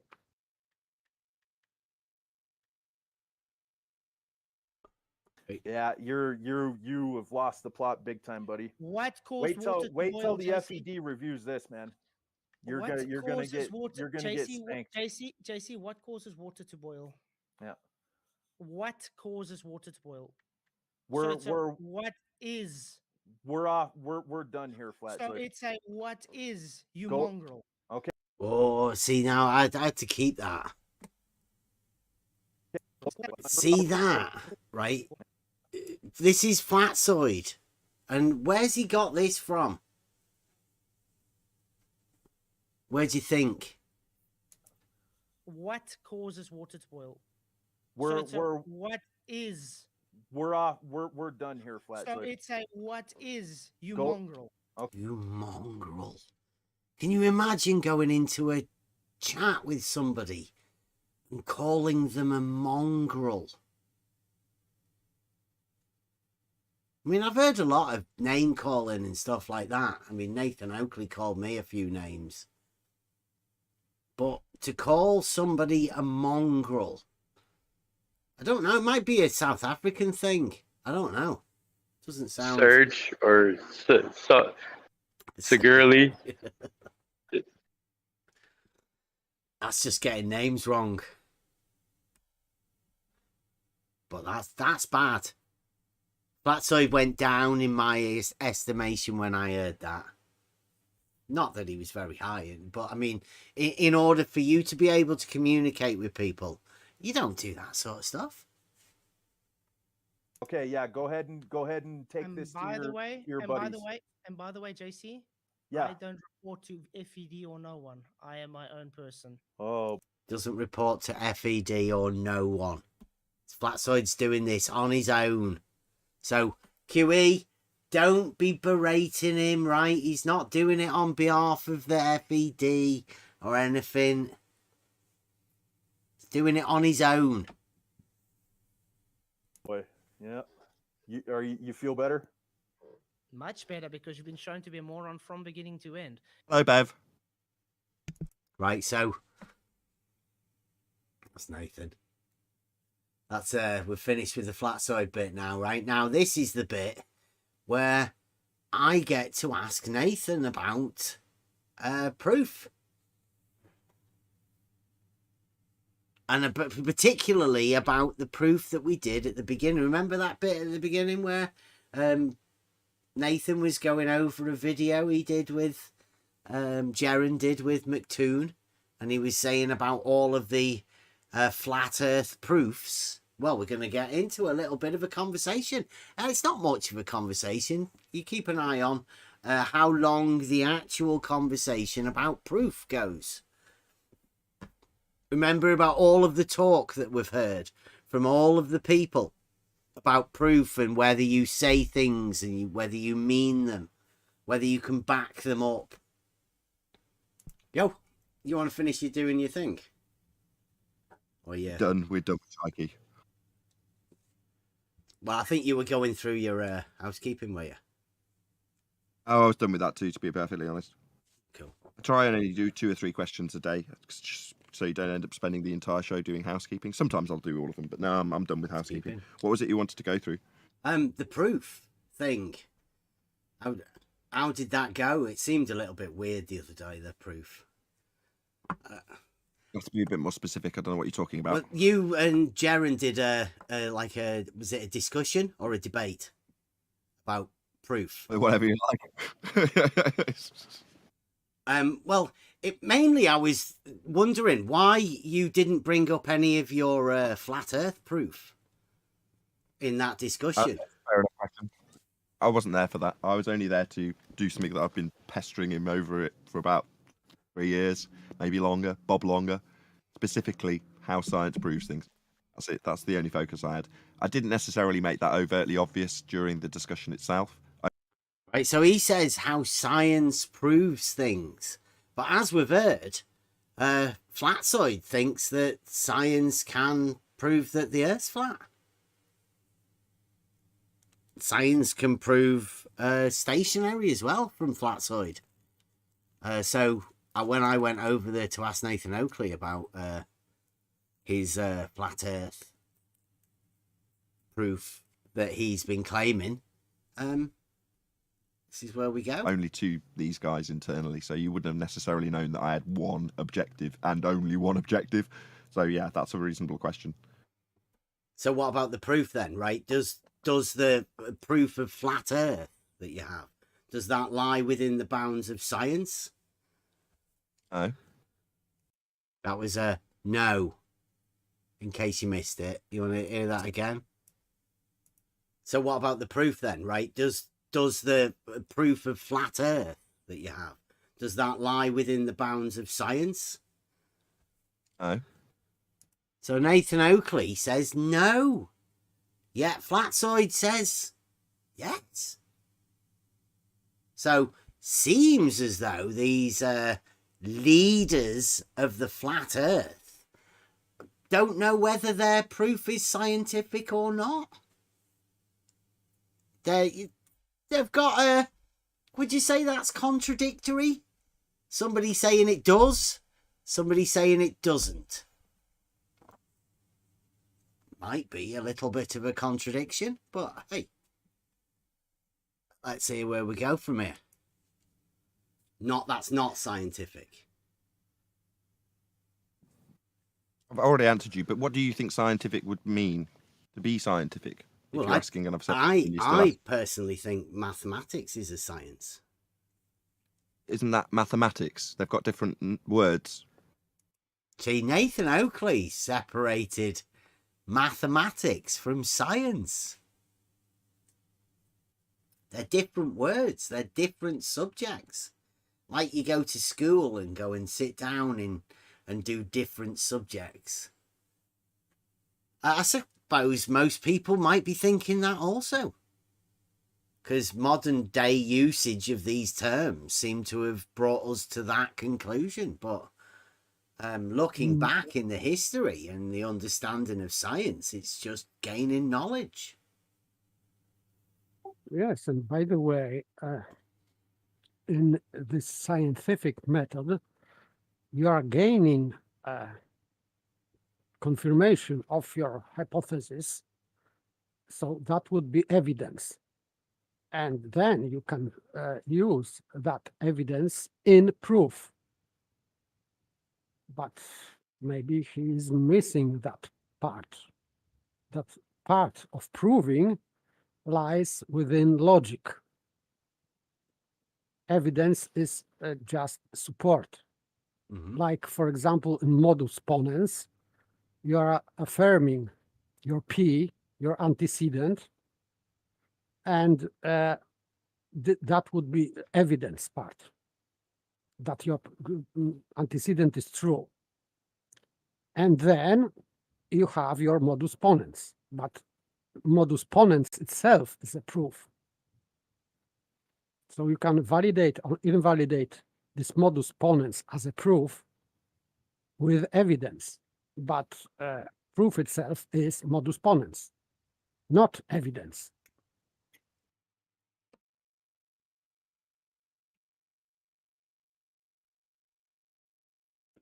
Science to me is just knowledge. It's gaining the wisdom of learning. So the end product, yeah. traditional science. Okay, and? Well, I was just wondering, when you were talking about proof of your flat Earth, is that the same proof as the proof that you were talking about with Jeran in science? I heard you the first 2 times. I said no, twice.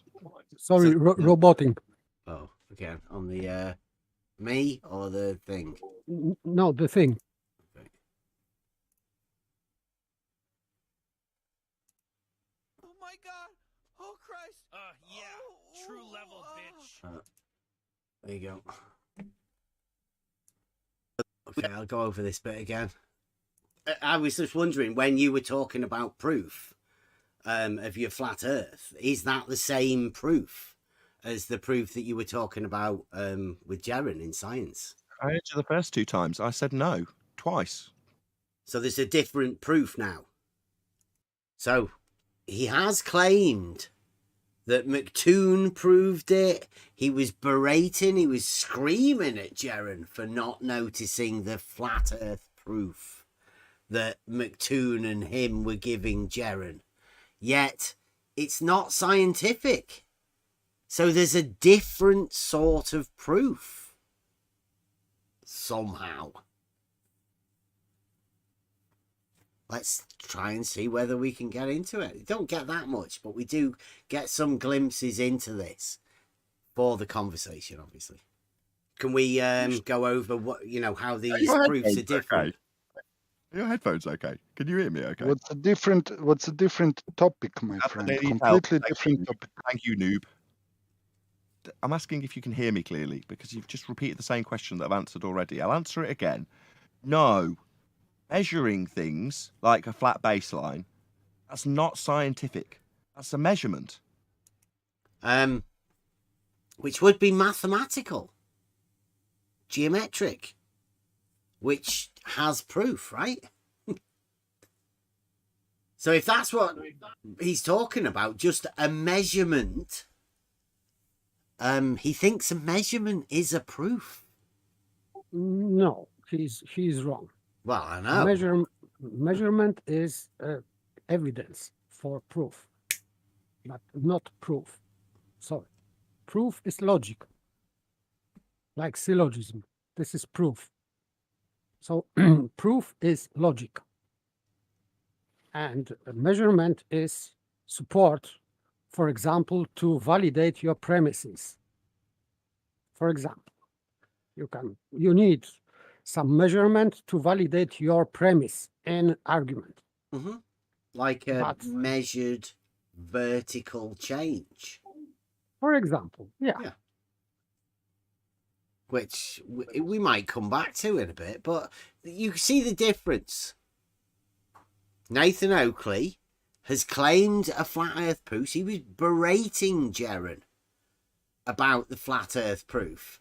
And now we've found out that this flat earth proof that Nathan Oakley has is different than the flat earth proof that Flatsoid has. Flatsoid has a scientific proof, and Nathan Oakley doesn't have a scientific proof.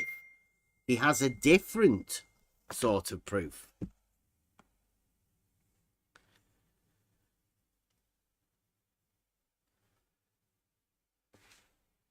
And now we've got this. So let's go again. Science establishes the cause of an effect. That's the science we deal with. We deal with natural science. And while the knowledge can be put on the cover of a book as the science of, that's correct.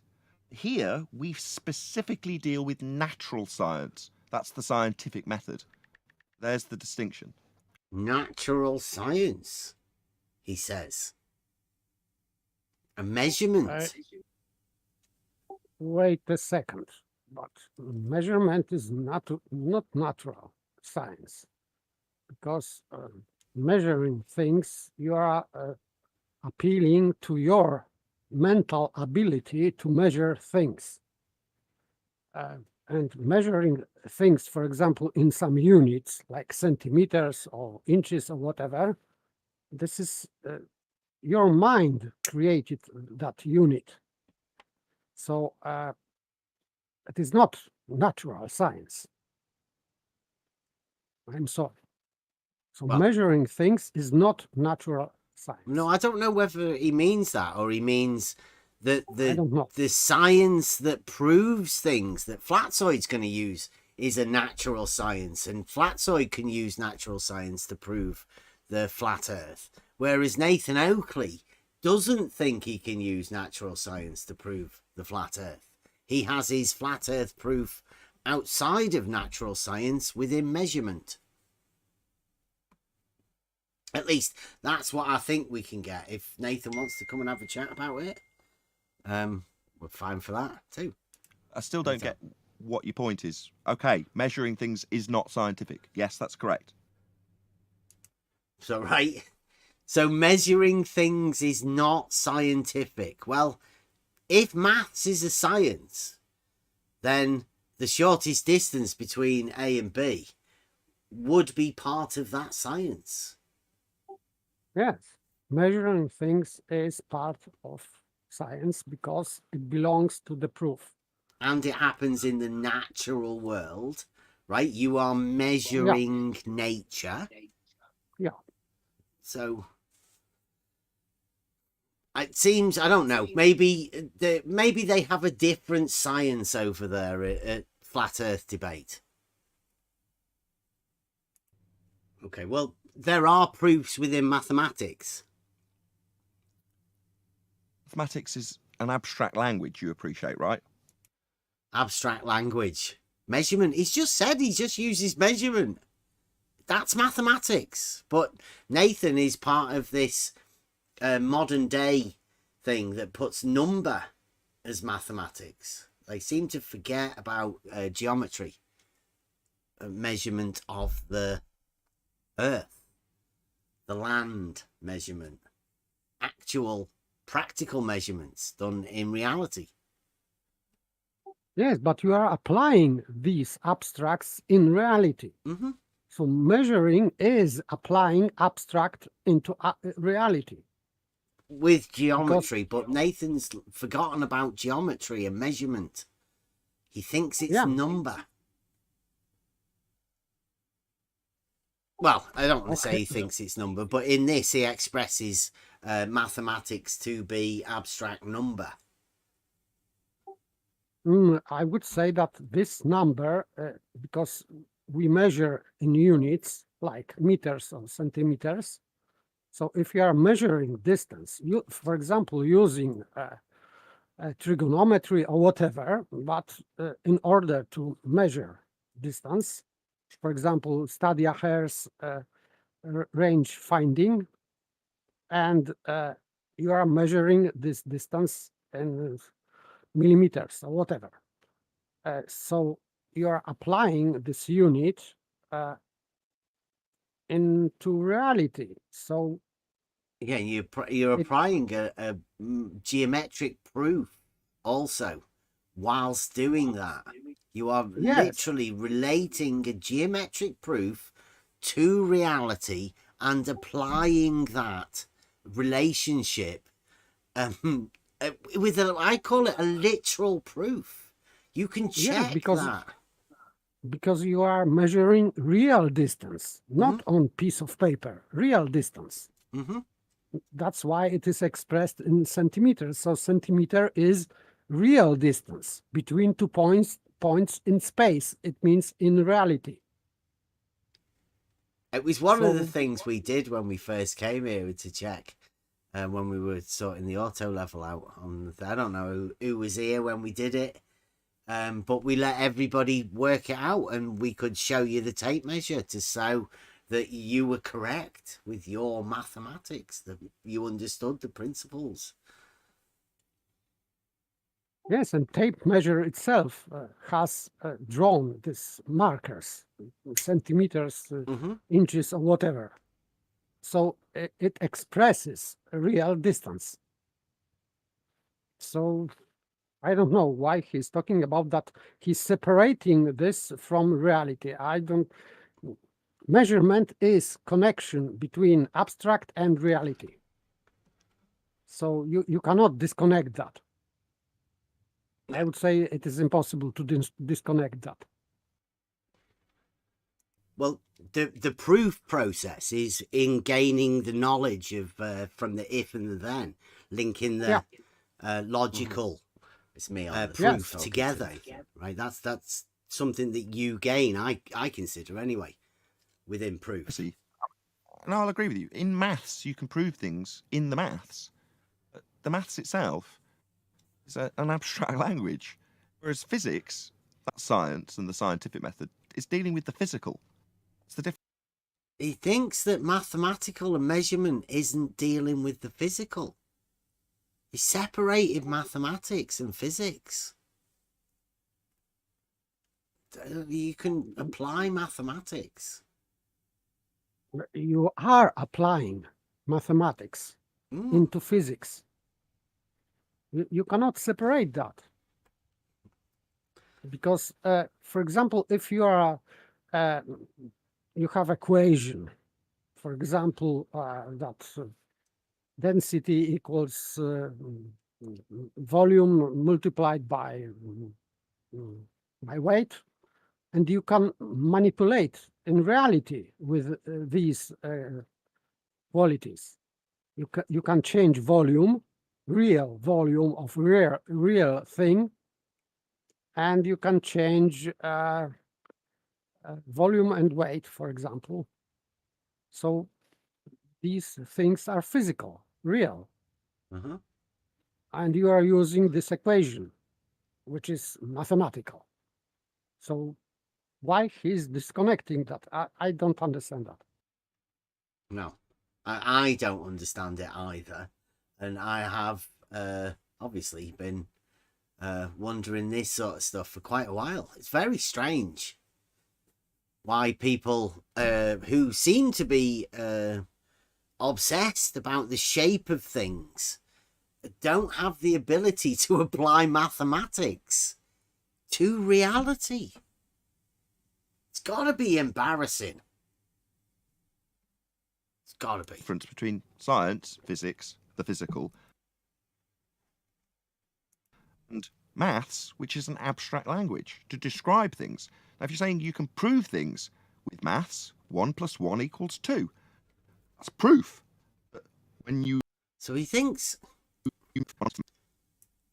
Like, this is one of the worst. I don't think Nathan actually understands what proof is.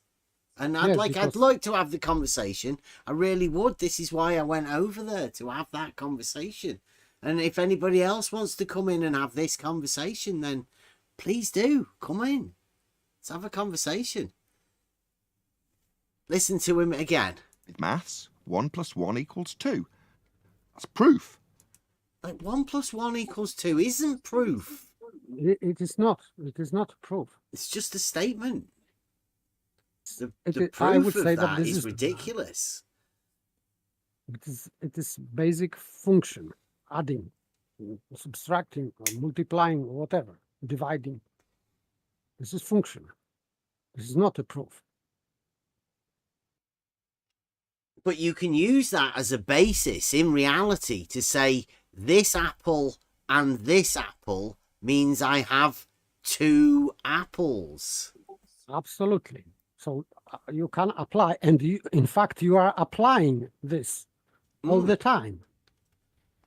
For example, people in storage and grocery, they are just, you can buy 1 kilogram of something or 2 kilograms of something, or 2 apples you can buy, or pears or whatever. So they are applying mathematics and these equations and subtracting things from other things. They are using mathematics in real life, not only in physics, in grocery, in whatever store. Yeah, everybody uses it all the time. To say it's abstract is, but I mean, I guess this is part of the problem, because there's scientific proof and there's mathematical proof.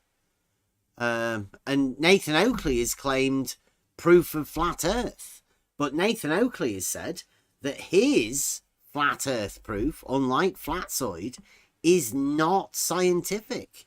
It's based around measurement. So is Nathan Oakley's proof mathematical? Of which case, then there's a definite system that he could put out to prove that the Earth's flat, mathematically. I'm hoping to get there and have a conversation about that at some point. When you are equal to, you've had one plus the other one. I can accept that that's proof. In maths, it's not a proof now. In physics, it isn't proof because it isn't physics. See, what do you reckon? No, yes, he's disconnecting, and he is wrong, because yes, number itself is abstract. Numbers don't exist, but you can apply this number to a thing, and so you can apply number to an apple, and using the same principles, arithmetical principles, let's say, or just mathematical principles, you can operate on real things as you operated in mathematics. You don't change your equation because you are adding apples. You are using the same principles. You're not changing, adding, subtracting, and multiplying just for apples. Okay, it works for numbers, but it doesn't work for apples. No, it is just wrong. We use mathematics because it works for apples and other things. Yeah. And people too. For me, it's just completely wrong. Do you want to hear it again? Because I think this is quite important, really, with his maths and proof. With maths, 1 + 1 = 2. That's proof. But when you are equal to, you've had one plus the other one. I can accept that that's proof in maths. No. In physics, it isn't proof because it isn't physics. Physics is the physical. But like we said, one apple plus one apple is two apples. Yeah. That's physical. Yes, and what he just said, it means that if you add 1 to 1 and you have 2, this is proof. Yeah. But if you add one apple to another apple, it is not provable that there are 2 apples. Yeah. This is what he said, which is nonsense. There's a definite disconnect in the understanding of what a proof is, which is what I went over there to have the discussion about. Knowing that Nathan Oakley has a flat earth proof, but where is it? Where does it? Because I take it that the flat earth, if Nathan Oakley says he deals in the physics and his flat earth proof isn't scientific, well, if it's mathematical, he's saying you can't apply that mathematical to physical reality. So how's he going to get it to be a proof of flat earth? Or perhaps what Nathan Oakley's saying is his flat earth isn't physical. But still, he is saying measuring angles, flat baseline, and whatever. So he's using likewise geometry, whatever. But this is not science. This is not physics. Geometry is not physics. But still, he is using that term. Is it not the physics of a sextant for it to measure an angle? Yes, but angle itself is geometric term, let's say. So measuring angle, yes, it is what we are doing. But why we are measuring angle? Because it is well established in geometry. what is an angle. Yeah, the geometric proofs are established, but Nathan Oakley has put them in an abstract place. Yes, like not usable. So if they are not usable, so why people are using sextant? It is just non sequitur.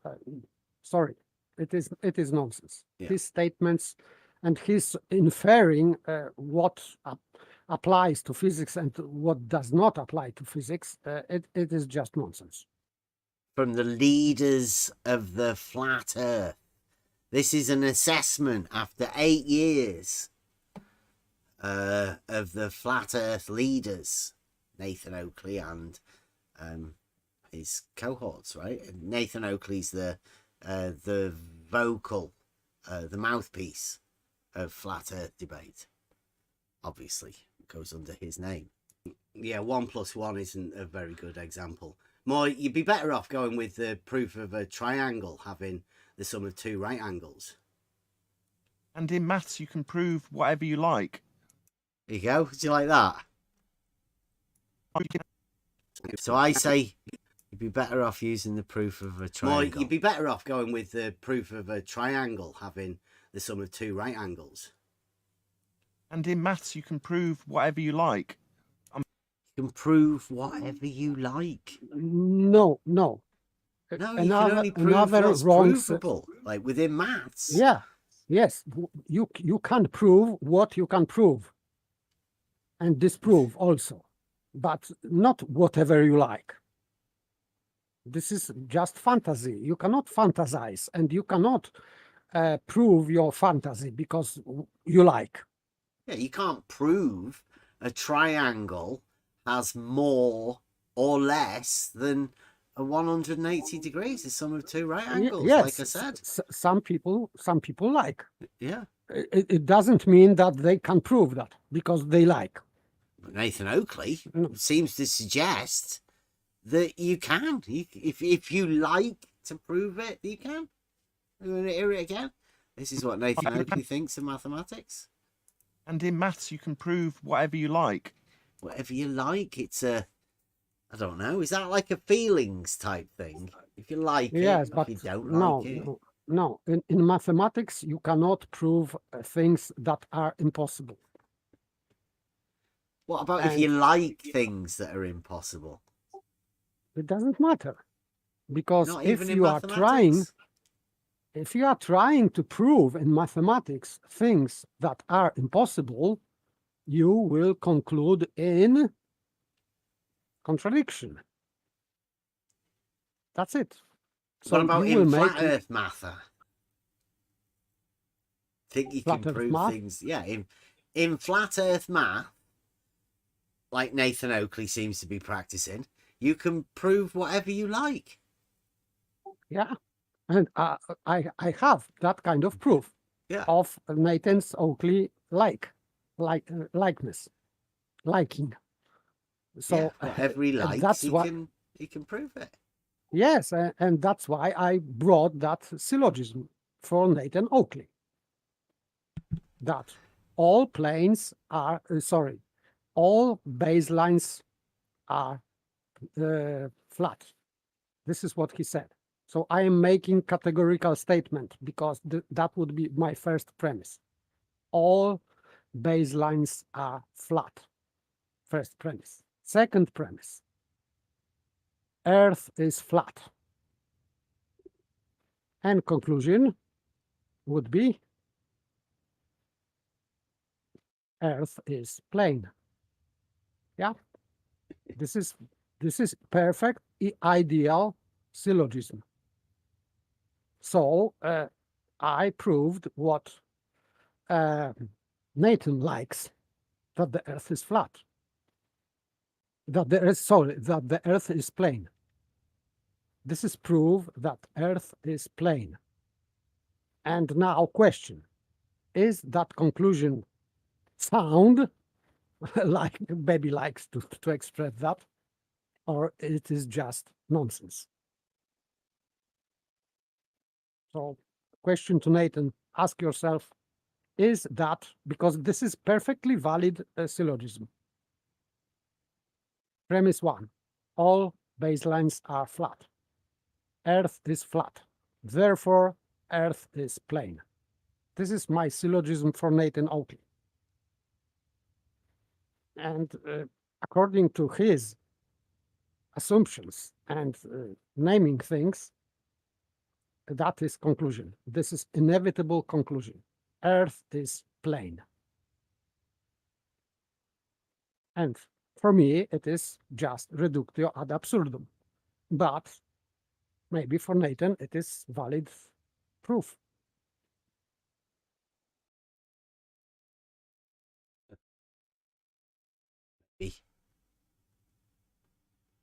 See where I'm saying it's not physics. That's all that I'm saying. It's not physics.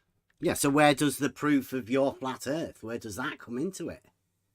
You measure Earth as flat with a flat baseline to a ground position of a star.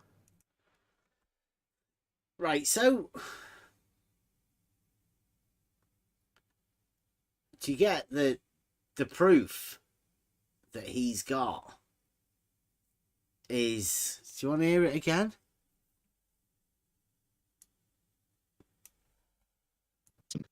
So I ask him about his proof.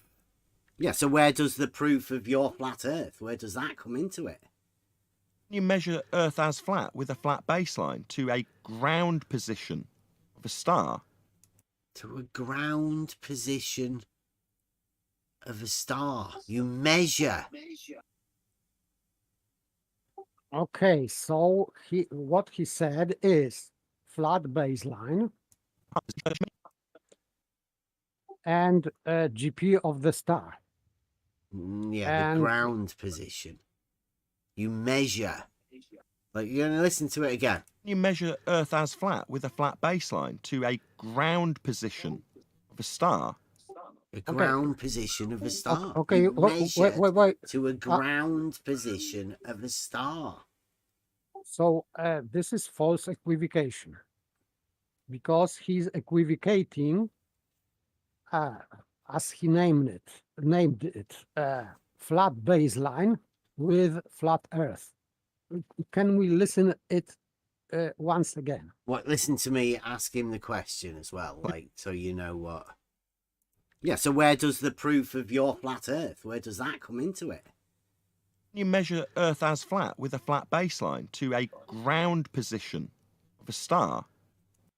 There you go. Yeah. So he is equivocating flat Earth with a flat baseline. So he is saying that he is measuring flat Earth with flat baseline. Yeah. So what's he doing that with? First he's equivocating baseline with Earth. This is first what he is doing. And now he is measuring this flat Earth, already flat Earth, with GP of the star. Yeah, no, he says he's measuring the ground position. Yes, he's measuring along the straight line. He's measuring a distance. Yes, but this distance, this baseline, is already flat Earth. What's he doing? Because he said that. What tools are he using to measure this distance? No tools. No tools. How is he measuring it then? What's he? He's not measuring. Listen to him. Listen to him. Listen to what he says. Yeah. So where does the proof of your flat Earth? Where does that come into it? You measure Earth as flat with a flat baseline to a ground position of a star. It says you. You do it. Yeah. Yes. Of course, he's not measuring, and you are not measuring. We are not measuring. Only calculating, and but yes, as I said, so flat Earth is already there. So that would be circular reasoning at the start, at the beginning. He imagines that you measure something. to a ground position of a star. Of a star? A star on the ground. How many stars have you ever seen on the ground? I don't want to seem a bit pedantic about this, but this is the leaders of the flat Earth community. This is an evaluation after 8 years, as QE said. Should be able to keep the story straight. I quite like this bit. Yeah, so where does the proof of your flat Earth, where does that come into it? You measure Earth as flat with a flat baseline to a ground position of a star. Ground position of a star. Okay, but still, in broad sense, he was talking about natural science, and he was talking that that it's not mathematical, but now he is using mathematics. Yeah. So, but he doesn't seem to know it's geometry. He doesn't seem to associate geometry with it because he's measuring using numbers. But when they're put to the length of a line, a distance or something, they seem to change somehow, but not into physics, not to represent physical reality. They somehow seem to stay in the mathematical realm. It's very strange. But it would be in contradiction to his claim that it is proof of flat Earth. So it means either that flat Earth is not real, so he is just proving concept, or he is just applying. Yes, that would be this. Conclusion for me from that what he said, that he has to measure things that does not exist. Yeah, it's fantasizing. Well, then you move around on the ground based on your accuracy in measuring ground positions along a flat baseline. It's a measurement of a flat Earth. See, measurement. But not physical, because, you know, he deals with natural physics. And it's not a proof within mathematics either, really, because, I mean, so I don't know where it is. This was the whole point of me going over there, to ask about proof. We have been doing this for quite a while. I mean, when I say this, I mean these conversations about proof. And how you gain knowledge. That's sort of our thing. And it's all about the conversation. So if anybody wants to come and let us know about what they imagine the proof is, or whatever they think Nathan Oakley might be thinking the proof is, whether you've got any proof of your own. Flatsoid's obviously got proof. I need to have a word with Flatsoid about his scientific proof of flat Earth. I mean, that would be interesting. But yeah, here we go. See, I have logic. It says, if the Earth is flat, modus tollens, P, then there would be no measurable change in elevation. Measurements, right? I've got talking about actual measurements. Yeah. Me. And Nathan's just said about measurements. So, you know, they are physical measurements. That's what we're talking about within this proof. Q. Logic. There is, elevation is a measured change on the vertical, therefore, not Q. Therefore, see, not P. So, if I take the same example and say, give me one more time, just so I can hear it again. Sorry, say it one more time. If the Earth is flat, P, okay, then there would be no measurable change in elevation, Q. Okay. Elevation is a measured change in the vertical axis. Therefore, not Q. Therefore, Earth is not flat. Yeah. Okay. So he says it there. Do you hear that, Nathan Oakley? Yeah. Therefore, He Earth is not agreed flat. that. He agreed that your modus tollens is correct for him and sound good. Not so fast. And the nth meme, right? He couldn't help it. It was that good a logical statement that Nathan Oakley finished it off. Yeah, Therefore, Earth is not flat. Therefore, the Earth is not flat. That's what we aim to do here, is to make these arguments that are plain and simple for everyone to see.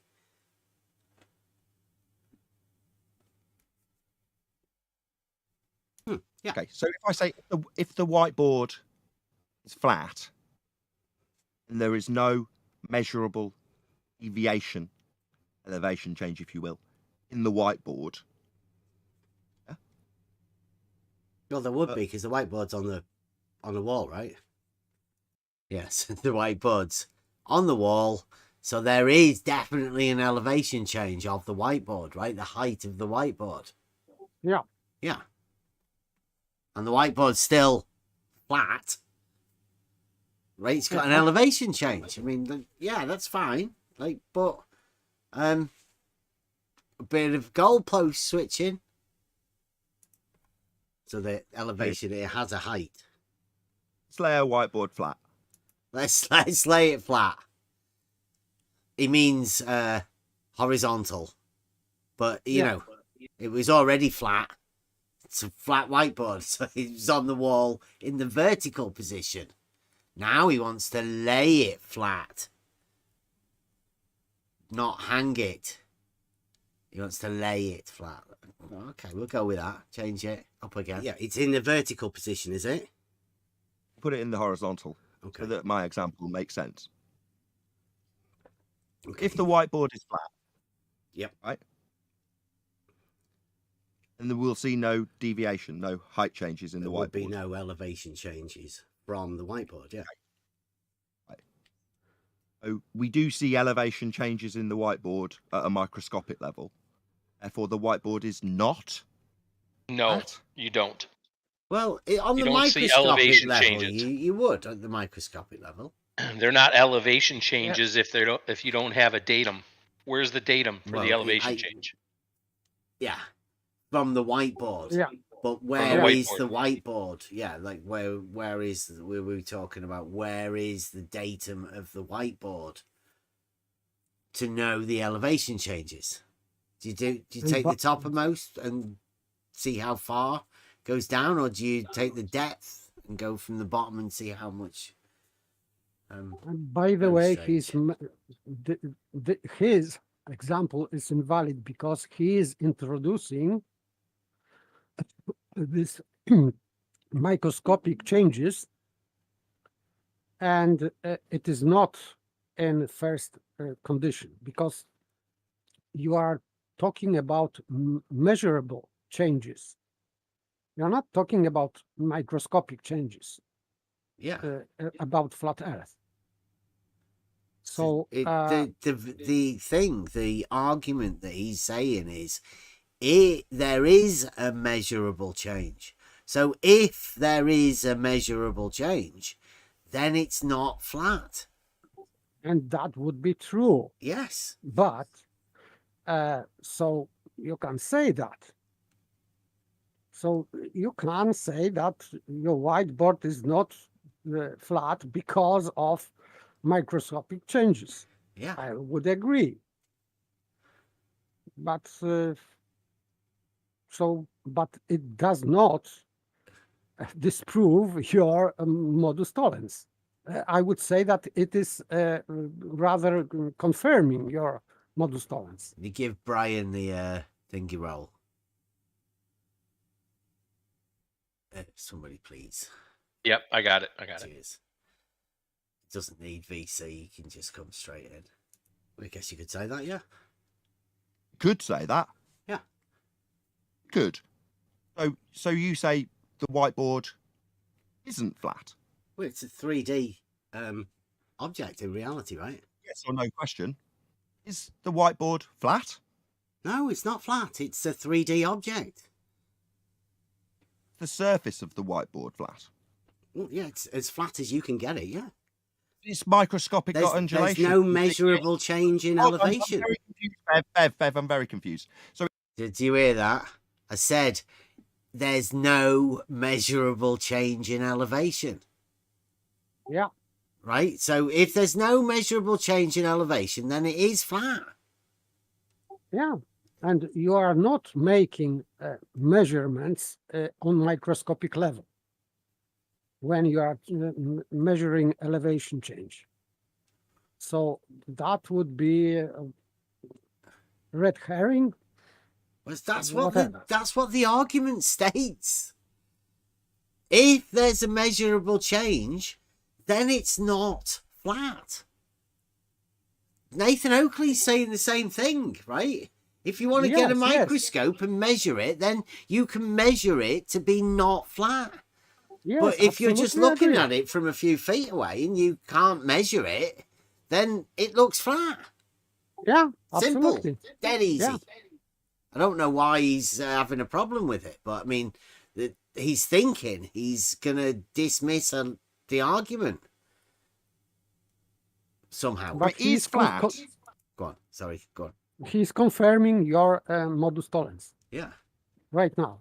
And maybe he thinks that it is refutation of your modus tollens. I think so. He He's does confirming think it is. Yeah.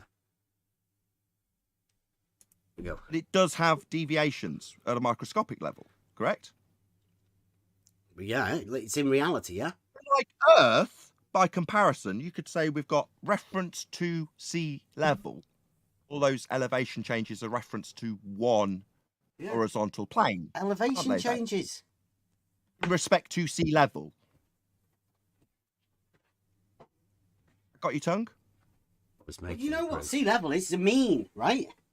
It's all reference to one plane then. One point in the UK. Are you listening? Are your headphones broken again? So now what he's done is swapped to he's a plane. Yes. He's strawmanning. This is but we're still talking about an elevation change, right? Yes. He's talking about from a plane, and I'm saying it's just a point. Like every time you measure an elevation change, it will be to a point on the ground that you're measuring the elevation of.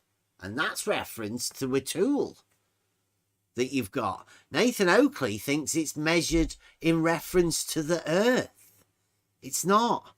The Earth is measured in reference to the tool that establishes the horizontal plane.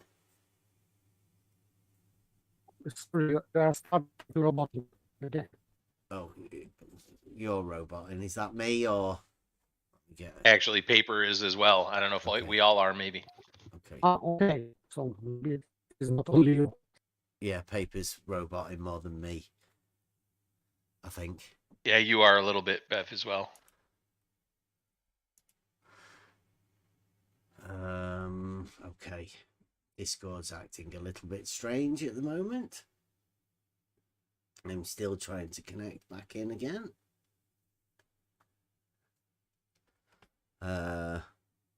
Oh, disconnected. Connecting. RTC. There you go. There we go. Yeah. There we go. See, then he's playing about a bit. I'm getting yellows, reds, and greens. It's fluctuating. Discord at the minute. Apologies. It does seem to be messing us about a bit. Am I okay now? Okay, yep, I you think seem so, to be yes. better now, paper. All right, here we go. So the elevation changes you're detailing are all with reference to one point horizontal plane then? See, he's talking about the elevation changes. He's literally talking about what the argument states. If there are elevation changes, it's not flat. Measured. Not flat. I think that he doesn't also realize that bringing this microscope is making your argument stronger. Well, so not according to Nathan Oakley or his loyal followers. Yes, but in fact he did, because if you can establish on microscopic level that your whiteboard is not flat, it means that is even easier to establish that the Earth is not flat. Because to establish not whiteboard being not flat on microscopic level is harder. So if it is harder, it means that establishing Earth being not flat is easier. That kind of proof is called proof a fortiori. So from stronger argument. So he maybe unknowingly he made stronger argument for you because this example with a microscope is weaker, and your example of modus tollens is stronger. I don't know why he did that, but he did. He's a flat made earther. Yes, he made your modus tollens even stronger by bringing this microscope. I don't know if he realized that. 1 point. Sorry, sea level. Quite a lot of this. About 1 point. Reference. The mean sea level is 1 point. Just admit it. Do I need to do this 25 times like I did with Witsit for you to just say yes? See, I don't even know what he wants me to say yes about. It's terrible. Again. So we're going to reference these elevation changes you used to claim it's not flat to one singular horizontal reference plane. That would be sea level. Correct, Bev? See, why is he doing that? Like, you reference it to 1 point. You've still got elevation changes that are measured. Even, Yes, like, put it back to a point. You could say, you know, they are back to 1 point, which they are for Canada, America, the UK, Amsterdam. I think they have 3 different ones.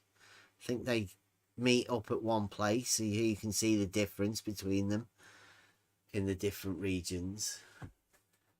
I think that he's making Stroman another.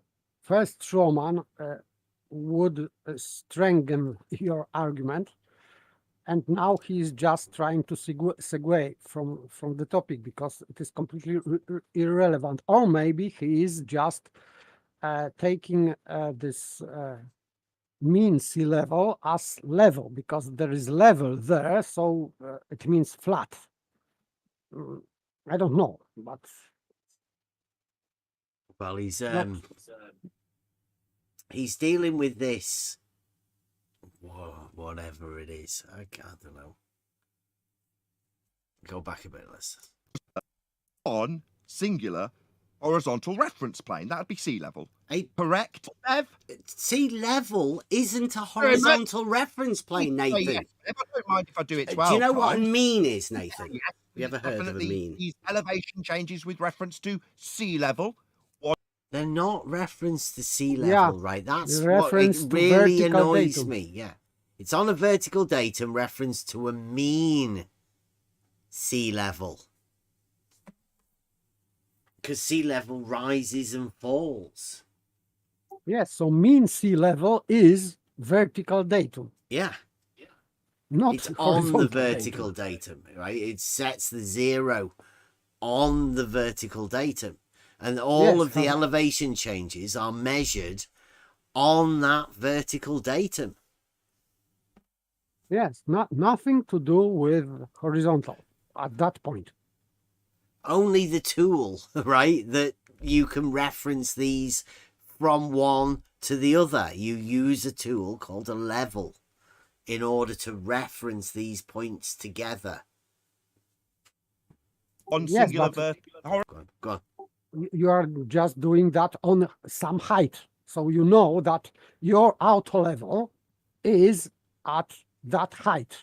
Yeah, in reference the to horizontal main sea level. is off the ground. It's above. It's at an altitude. Yes. Right? Yes. Nathan Oakley seems to think this is the Earth, but it's not. The points are on the Earth.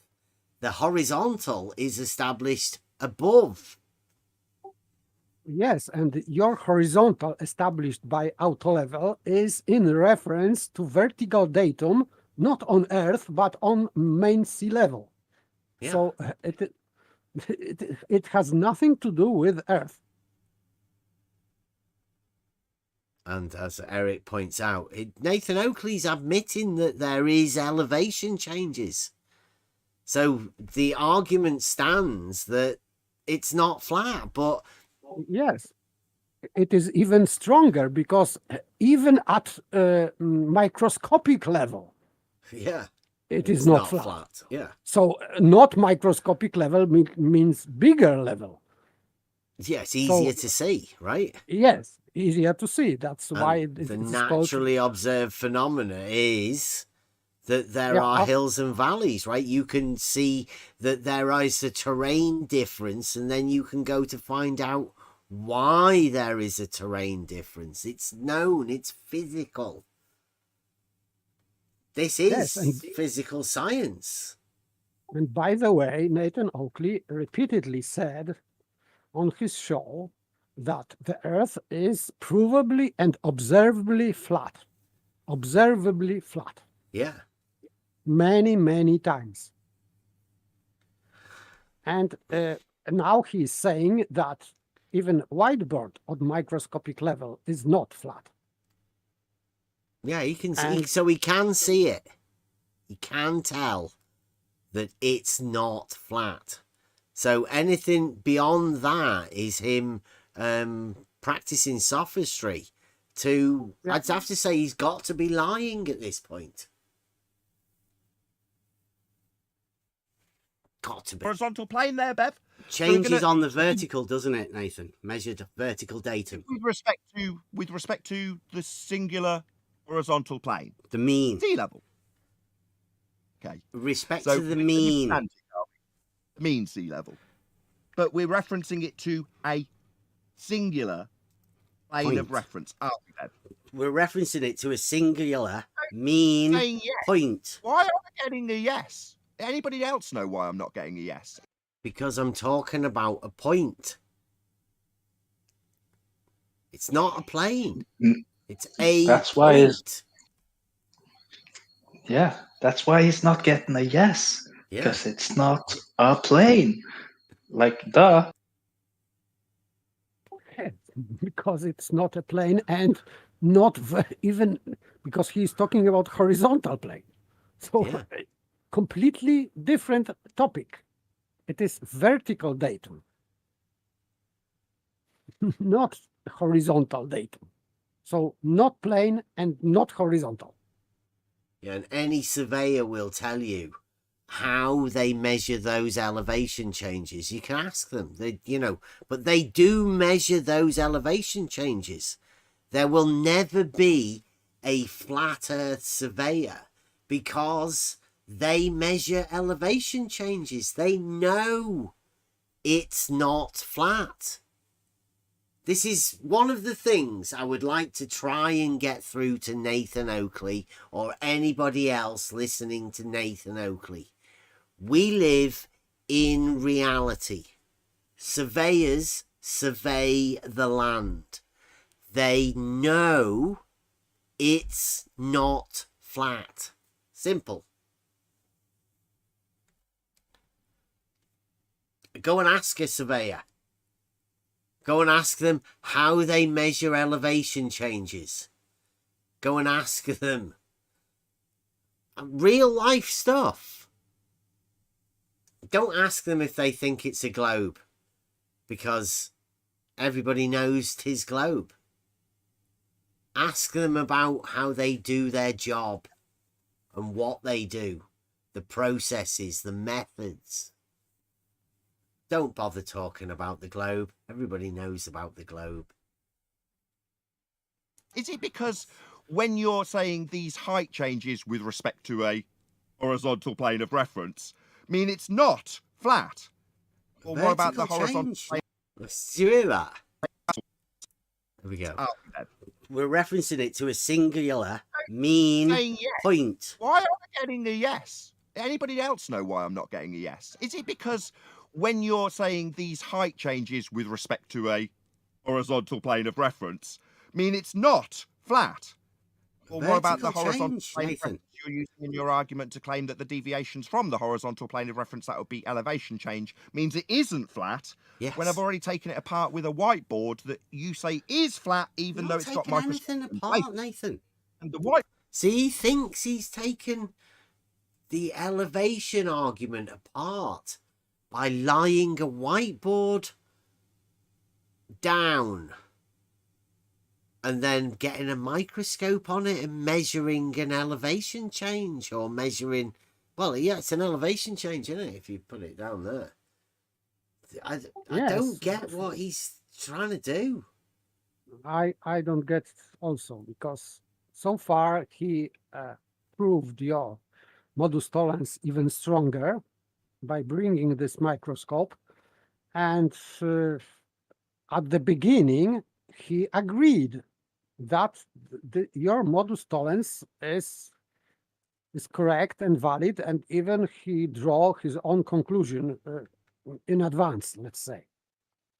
So he understood your modus tollens and he agreed on conclusion that it is correct conclusion from that, following from that modus tollens. So I don't know what he is trying to debunk here. I've been told, right, on Twitter and all over the place, by Globers, that's it, people who live on the dogmatic globe, that the elevation argument to prove that the Earth is not flat is a straw man.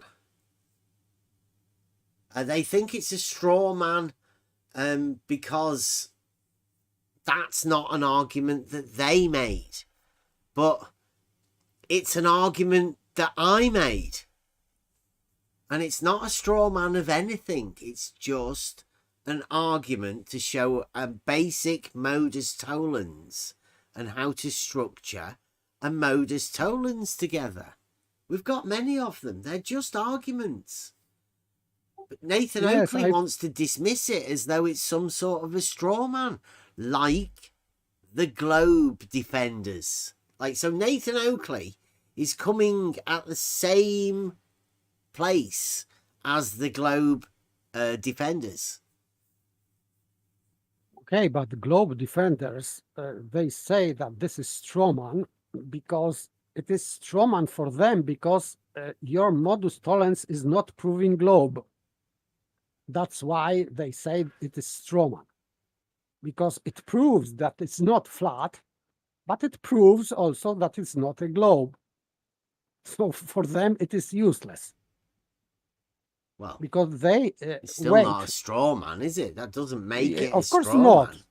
Man. No, it is not straw man, absolutely, because his claim is that Earth is flat, and your modus tollens shows that it is not flat. It doesn't show that it is a globe. It shows that it is not flat. Yeah, it's a modus tollens. It's only going to disprove one thing. Yeah. Yeah, right? It doesn't absolutely. prove anything. It just disproves the flatness. I mean, you can draw any enthymeme out of it that you want. And the problem is that you could probably use that as a lemma that could lead to all sorts of conclusions in people's minds. Yeah, but drawing a conclusion that the Earth is globe from that, from your modus tollens, would be not correct. That's why I think that they say the globers say that it is strawman, because for them it is useless. It is not strawman. It is disproving flat Earth. So perfectly valid. Yeah. And you would have thought people like that would have liked that sort of thing. It would have been one of the globe sort of things, disproving flat Earth. But for some reason, they seem to be a little bit reluctant. Because I don't know why. Maybe they know why or how elevation changes are measured. Maybe they don't trust Jesse Kozlowski, who isn't around anymore, to come and help them, explain to them how elevation changes are measured locally with local surveyors surveying locally using plane surveying tools, because all tools that ever get used is plane surveying tools, local surveying tools. Even GPS gets the point where you are locally. It's a Euclidean point-to-point measuring system. So, I mean, you can measure this stuff. This is reality. I do have a basis in surveying. Whiteboard hasn't got a very specific reference to sea level when you can say that's flat, but the Earth that you're referencing, the topology changes, has got a horizontal plane of reference called sea level. Right? So, do you want to hear that again? Because this to me is where sophistry occurs. If most people are listening, if you know how an argument's formed and you want to listen to somebody flapping that isn't a usual type of person that we have round here, this is a well-practiced sophist at work, trying to get out of an argument. Well, what about the horizontal plane of reference you're using in your argument to claim that the deviations from the horizontal plane of reference, that would be elevation change, means it isn't flat, when I've already taken it apart with a whiteboard that you say is flat, even though it's got anything apart, Nathan. And the whiteboard hasn't got a very specific reference to sea level when you can say that's flat, but the Earth that you're referencing, the topology changes, has got a horizontal plane of reference called sea level. Yeah, the Earth is not a whiteboard laid on the ground, is it? It's pretty obvious that there are elevation changes of the land. Explaining that you think the land is like a whiteboard to explain what a flat Earth is, and relating that to the Earth with a whiteboard is ridiculous. Yes, and by the way, this main sea level is completely redundant, because you can measure change of elevation without reference to sea level. Of course, it is not how surveyors are doing that, but you can do that. You don't need to know your elevation above sea level to measure that. For example, this mountain in front of you is a mountain. So you don't need, and how high it is. So for me, this is strawman from him. This whole discussion about main sea level, because you can see, you can measure, you can see without reference to main sea level. For example, mountain, hill, or whatever. To establish a point of reference, the mean sea level. But like you say, forget about that. You can reference any one point to any other point with the tool called a level. I mean, it's irrelevant, really, what mean sea level is. Mean sea level is just a reference, so you can place all of them together. Yes, but you don't. In that case, you don't need to put them all together. You have out level. You don't know your height above main sea level, and still you can measure elevation changes. on land. So you don't need that reference to prove that the Earth is not flat.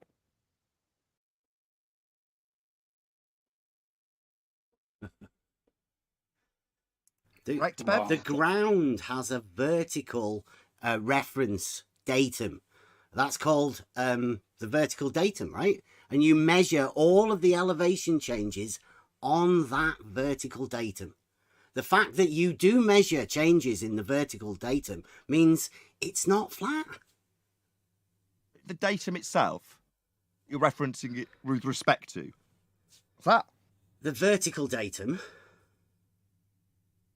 Vertical and horizontal are intermingled. The perpendicular, yes. Yes. So there's a horizontal in that, isn't there, Bev? Like going above it 1 foot or below it 1 foot. It's an. It's like you've got a vertical datum, yeah, and you can have perpendiculars to that. Yeah, of course you can. What's that? Because I thought he said that mathematics wasn't proof. Yeah. So, and now you are talking with him only about mathematics, geometry. Yeah. We're talking about a vertical, and now he's saying you can establish horizontal, right, from the vertical, which he's then going to say that's flat earth proof. The horizontal. Crazy. Flat baseline. This is mental to me. Been trying to go over this. We've been in this server going over, you know, auto levels, how they actually work, how you reference them, how you calibrate them, 2 peg tests, to go over all of that stuff. Nathan Oakley hasn't got a clue.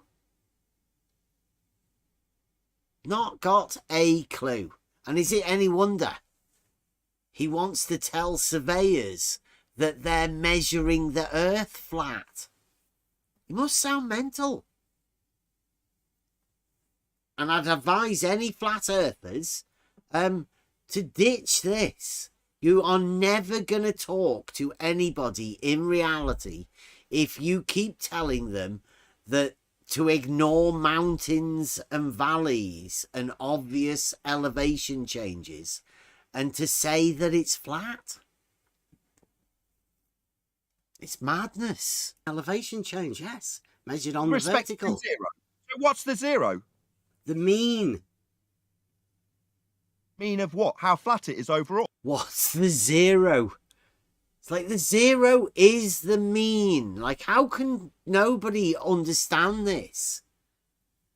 The sea level goes up and down, and the mean is an average point in the middle of that. Yes. It's measured on the vertical datum.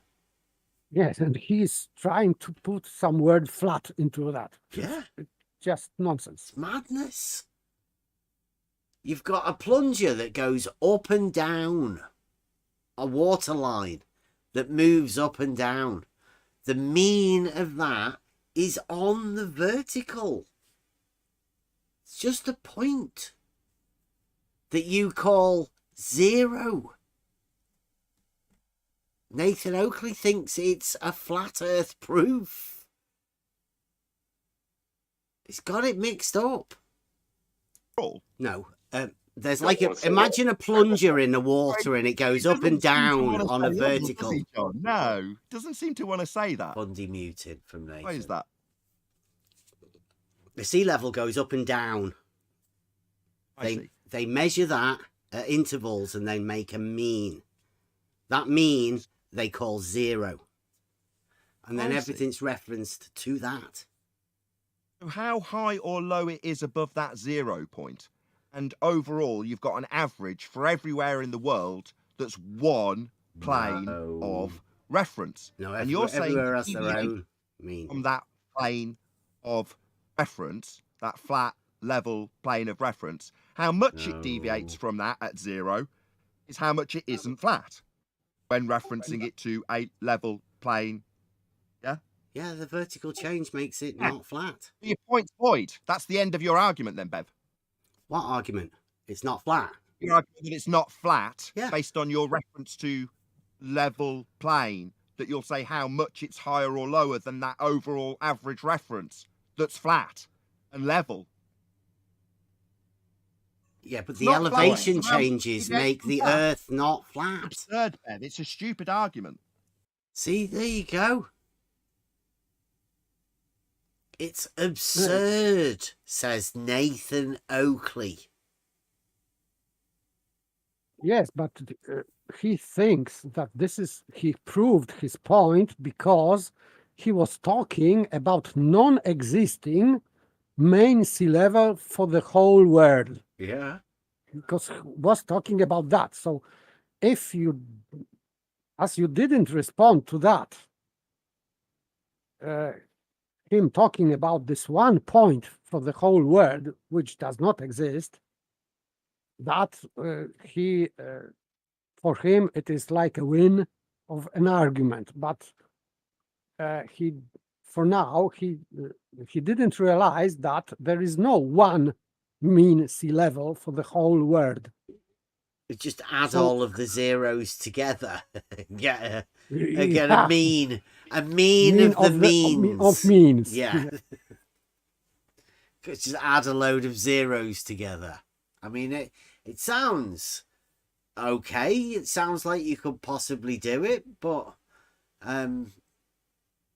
you'd only be fooling yourself, really.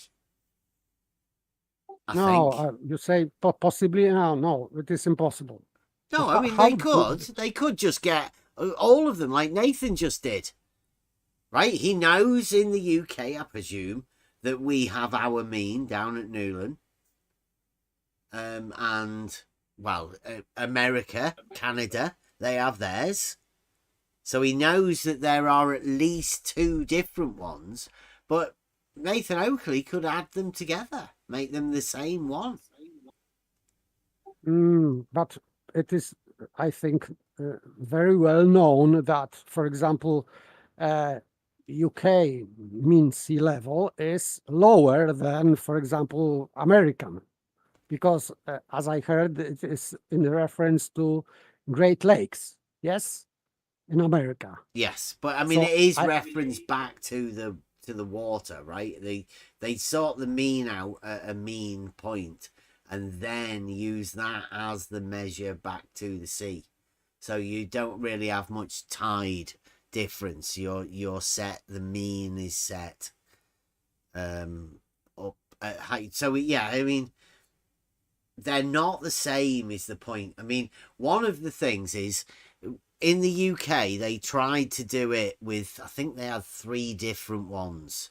And when they kept putting them together, they were different. And that's shown in Amsterdam. Because they have, Holland has 3 different ones, I think. Because they have one for the land, one for the outside dike or whatever, right? The barrier that they have. And then they have one for the canal system. And they're all 3 different means. And they bring them together in one place. It's quite impressive, really. So you can see the levels of these different places in the same place. It's really impressive, really. So yeah, they're not the same, right? The same for Amsterdam or in Holland. They have 3 different ones and they're not the same. So for Nathan Oakley to say that for the entire world they're the same one, it's ridiculous. It's easily provably false.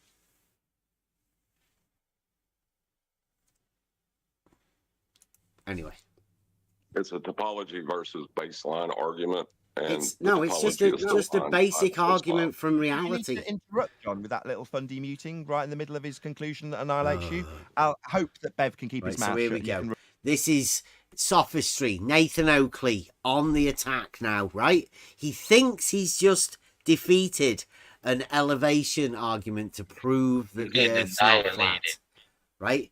Now listen to what he does with John. Repeat it again. Hopefully Bev can listen. I know he's quite intolerable when it comes to his stupid positions being taken apart. Feel free to repeat it. Hopefully Bev will listen the second time.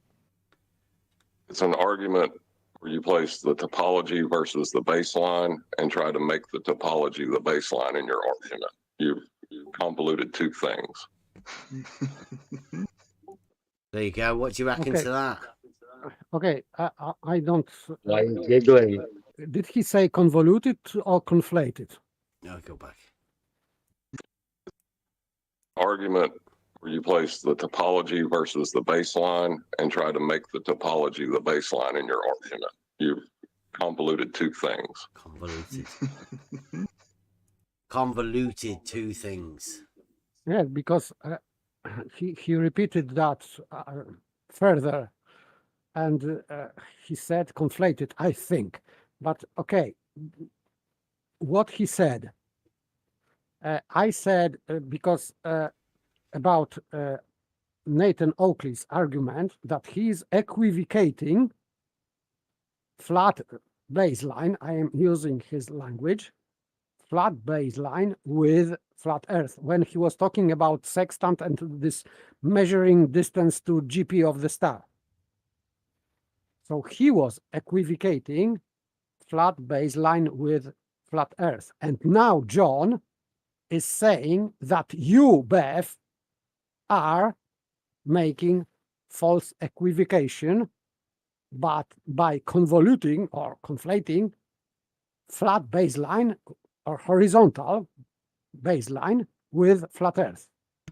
For me, it is just with the topology, like the land. He says I'm conflating the baseline with the topology, where I'm not. I'm saying you can measure the elevation changes.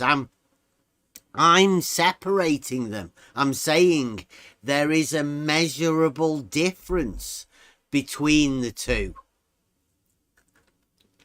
That's what I'm saying.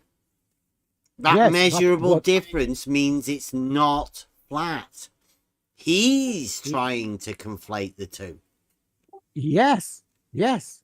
And so he's doing what Nathan Oakley did in first place with the sextant, etc. And now, this is what I'm saying. John is projecting it on you. I'm not saying that you said that. Yeah, no, yeah. John is projecting this Nathan Oakley fallacy, because this is fallacy, this is false equivocation. And now John is projecting this false equivocation on you. Yeah, Nathan's allowing him, right?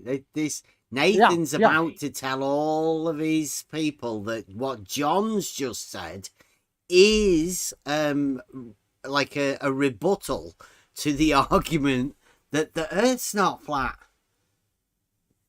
Yeah, and he's using Nathan Oakley false equivocation.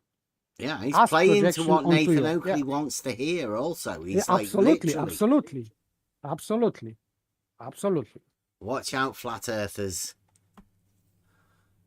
You're aware of what mean sea level is, guys? I think you're not getting it. It's okay, Montreal. Thank you. Okay, so it is an argument, though, right? Just a basic, simple argument. Crazy idiot's idea of a difference between the topology and the baseline. It was just explained to you. It's definitely not an argument. It's absurd. I took it apart. It's a modus tollens with an if then. You need to interrupt me while I pointed out that it's, in answer to your question, not an argument. It's absolutely absurd. Did you feel that you needed to start talking straight through the middle of that sentence there, Bev? So that's Nathan Oakley. That's if you're following Nathan Oakley, we've made a modus tollens. I mean, it's very upsetting, and we know the Earth not being flat with a very simple modus tollens. Yet Nathan Oakley says it's absurd. Where are you going to get in argumentation, discussion, debate?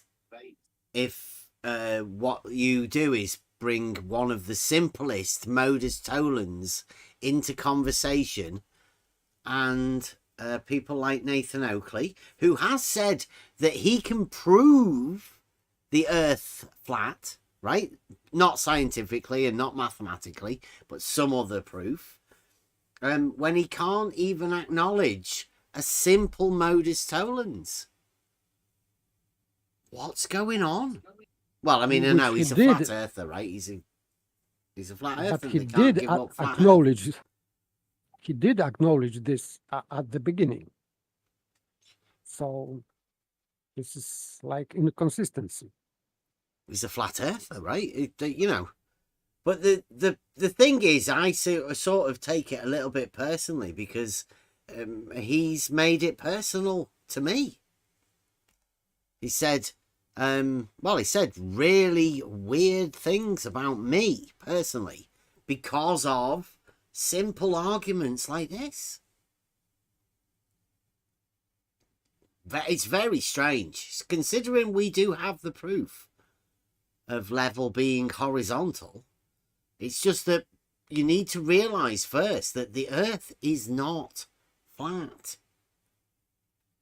Otherwise, these elevation changes and how we actually measure these elevation changes, they won't make any sense. If you can't acknowledge that there are elevation changes there to be measured and what the outcome of those is. I mean, it's crazy.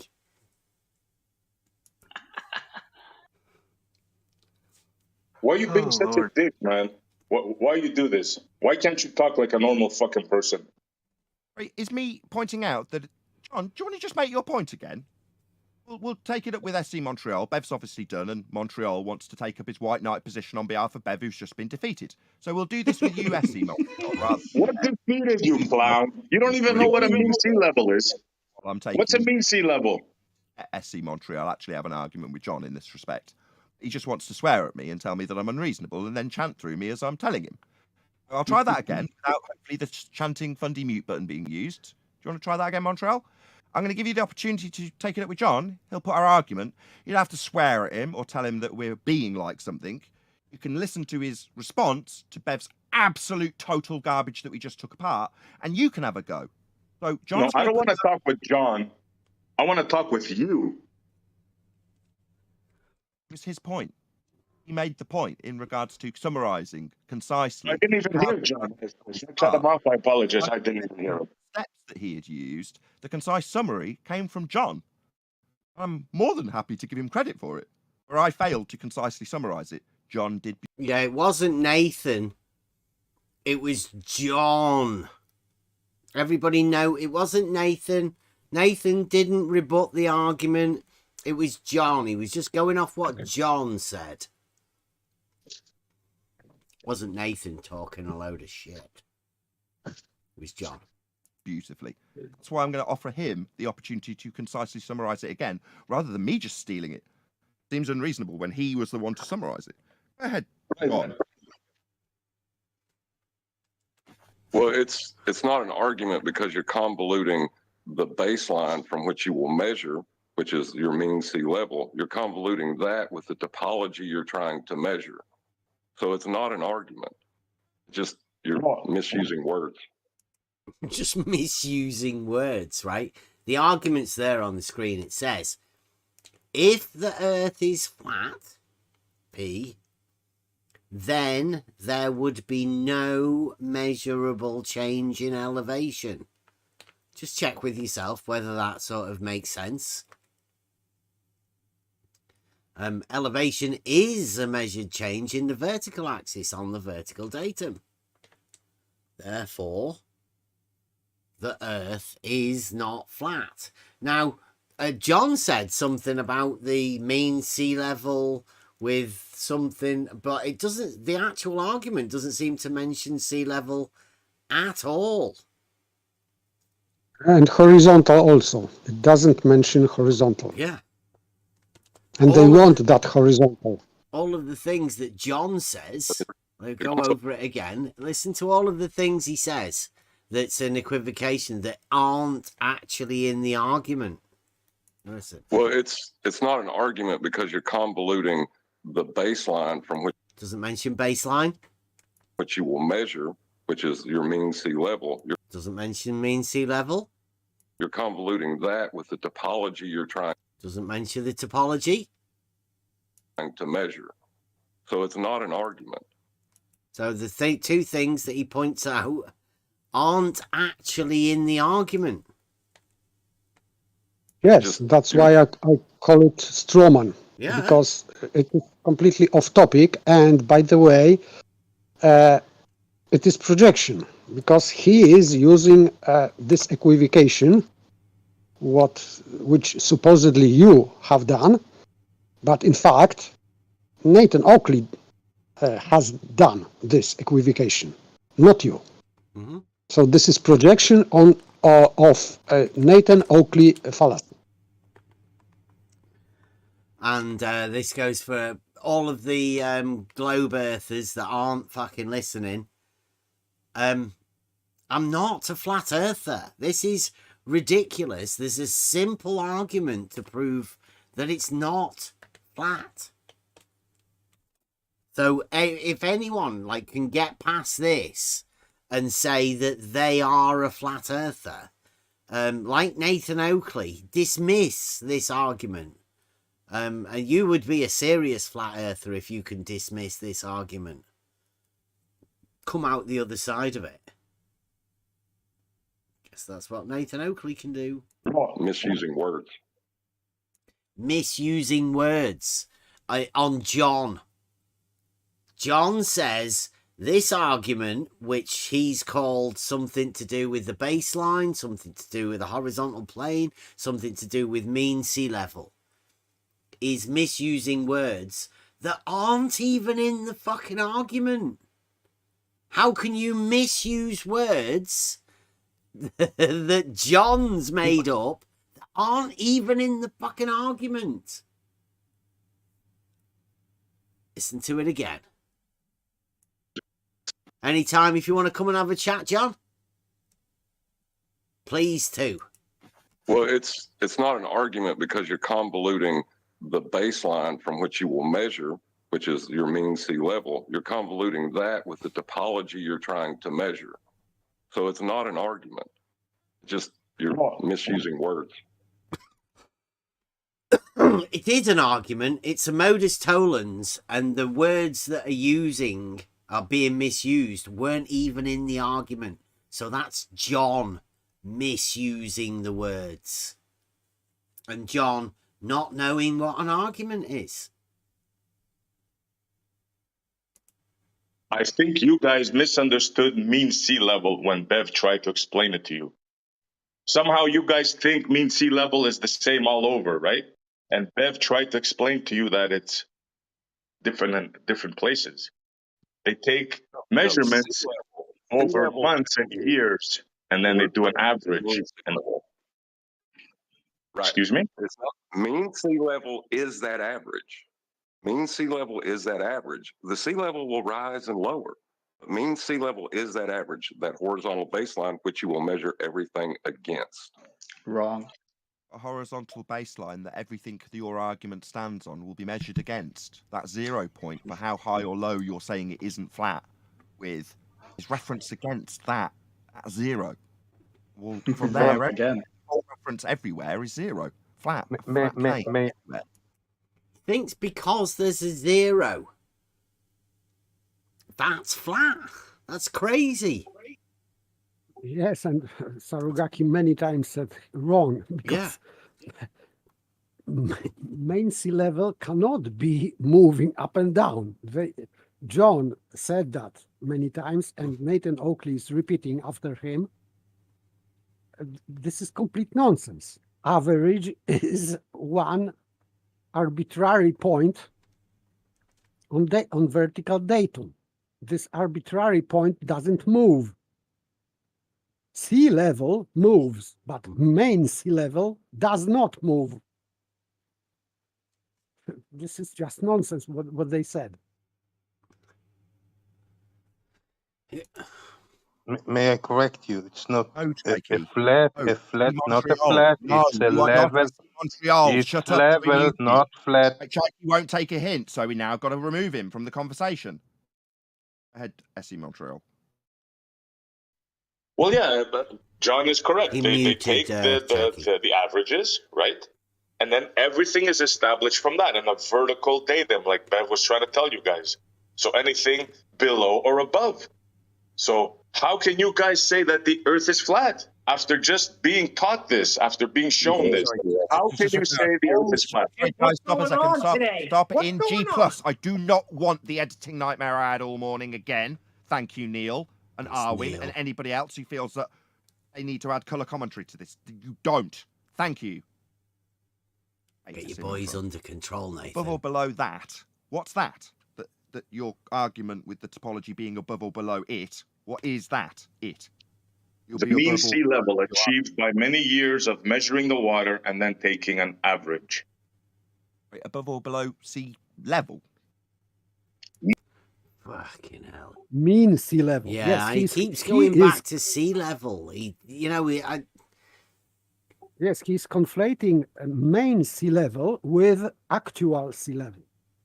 Mm-hmm. He does not understand difference between sea level, actual, at the moment, and main sea level. Mean sea level is average. This is not actual. Mean sea level. Mean. Do you understand that, Nathan? How you average out how level it is? It's the average of the level. Correct. The average of the readings taken over a long period of time and averaged out. Correct, Nathan. I see. So we would assert that that average is how average the level of level is. It's flat. There it is. That's how we use it. No. Do you want to hear that again? Because this is another one of these aporic moments, I would say. That's it. Correct. The average of the readings taken over a long period of time and averaged out. Correct, Nathan. I see. So we would assert that that average is how average the level of level is. It's flat. How average the average of level is. Does that make any sense to anyone? Yeah, it doesn't. I see. So we would assert that that average is how average the level of level is. It's flat. It's a point on a vertical datum. Yes, it has no flat. shape. It's not flat.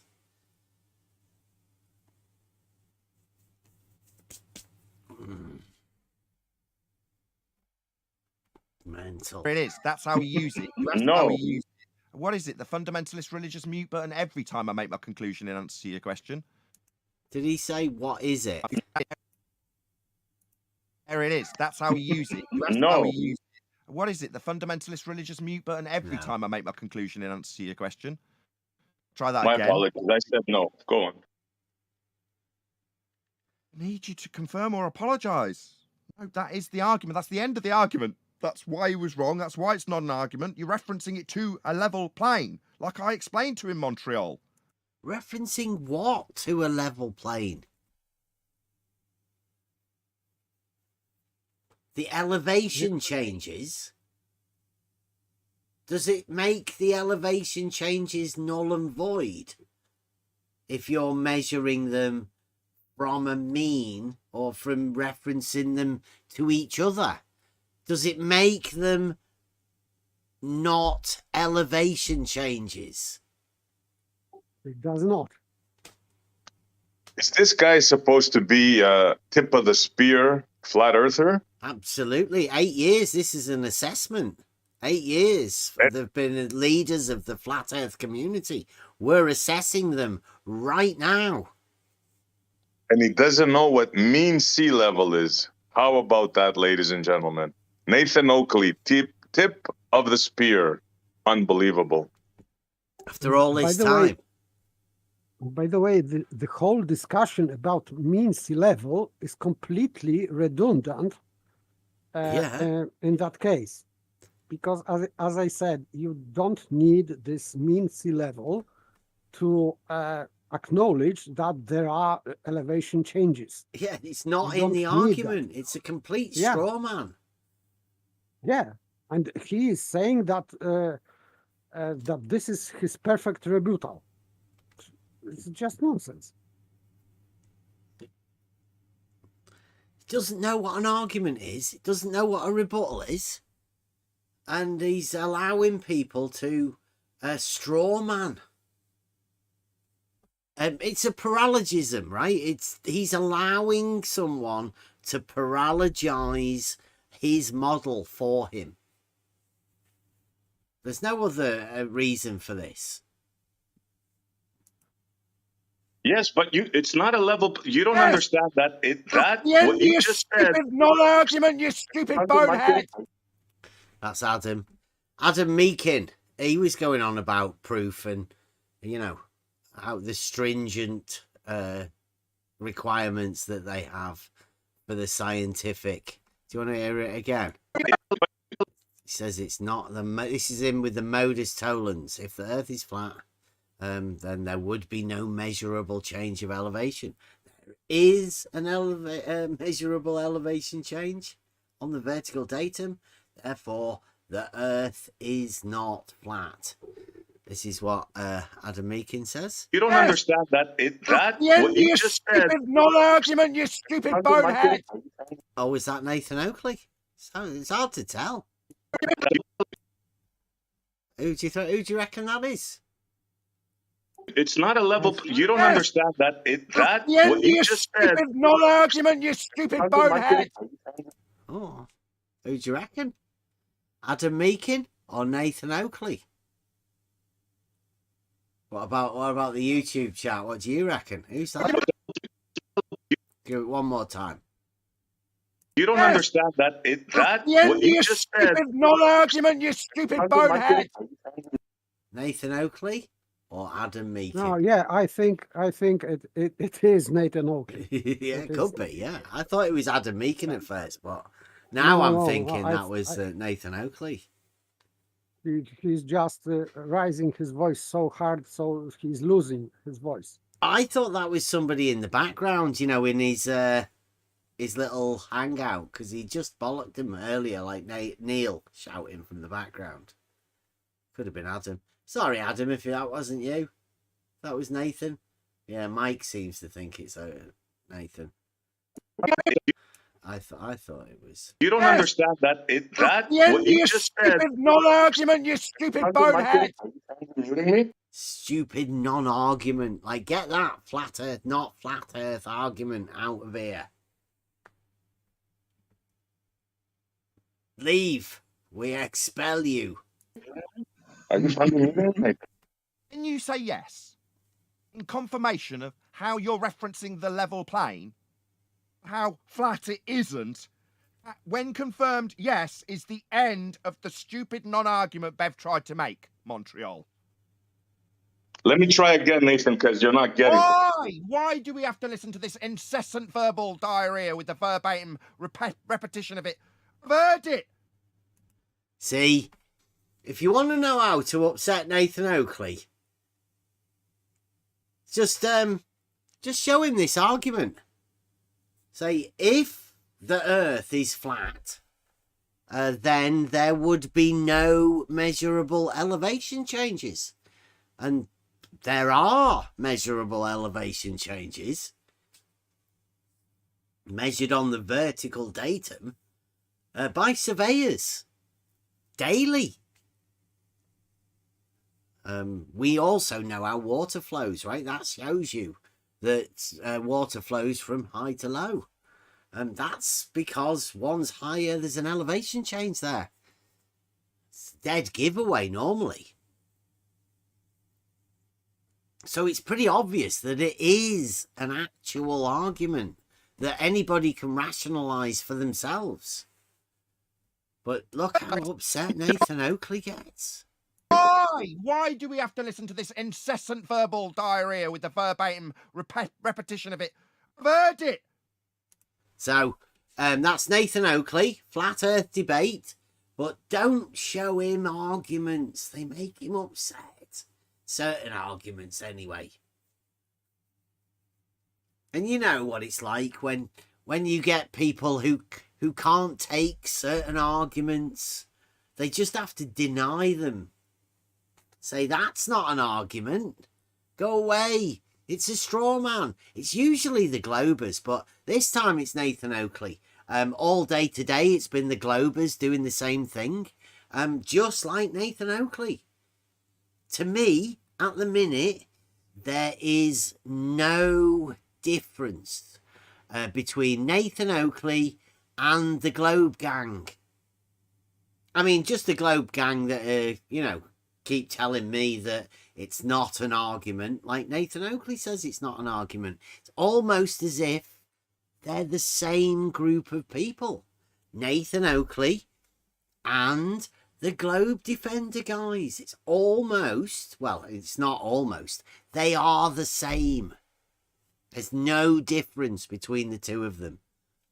So if you're a flat earther, be aware. Nathan Oakley and the Globe Defender guys, the hardcore Globe Defenders, all have to dismiss this argument. All of them. You don't have to. You can get triggered and yell like you do all the time, like a little bitch, or you can learn something. It's up to you, Nathan. The only thing that hasn't happened is you acknowledging. I think the thing that is SE still here. Yeah, I think thing you did there was you said learn. That really, it incites. Didn't like that, did he? Yeah, you shouldn't say learn to these because my bad. Then it seems like you're. You gotta poke the bear. Right. They have to be. Well, you gotta poke the bear, SE. Hell yeah. You're best off using the enthymeme, right, to help people learn without teaching. Let them, realize it for themselves. I bet he gets upset now. But he did. But maybe if you listened to it the first time, I wouldn't have had to repeat it 4 times. Well, he didn't want to hear it. Go on. Yeah. Sorry.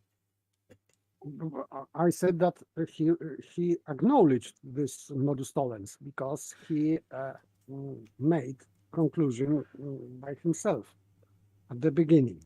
So Yes. he understood this modus tollens. Yeah, we've noticed that. It does seem to happen.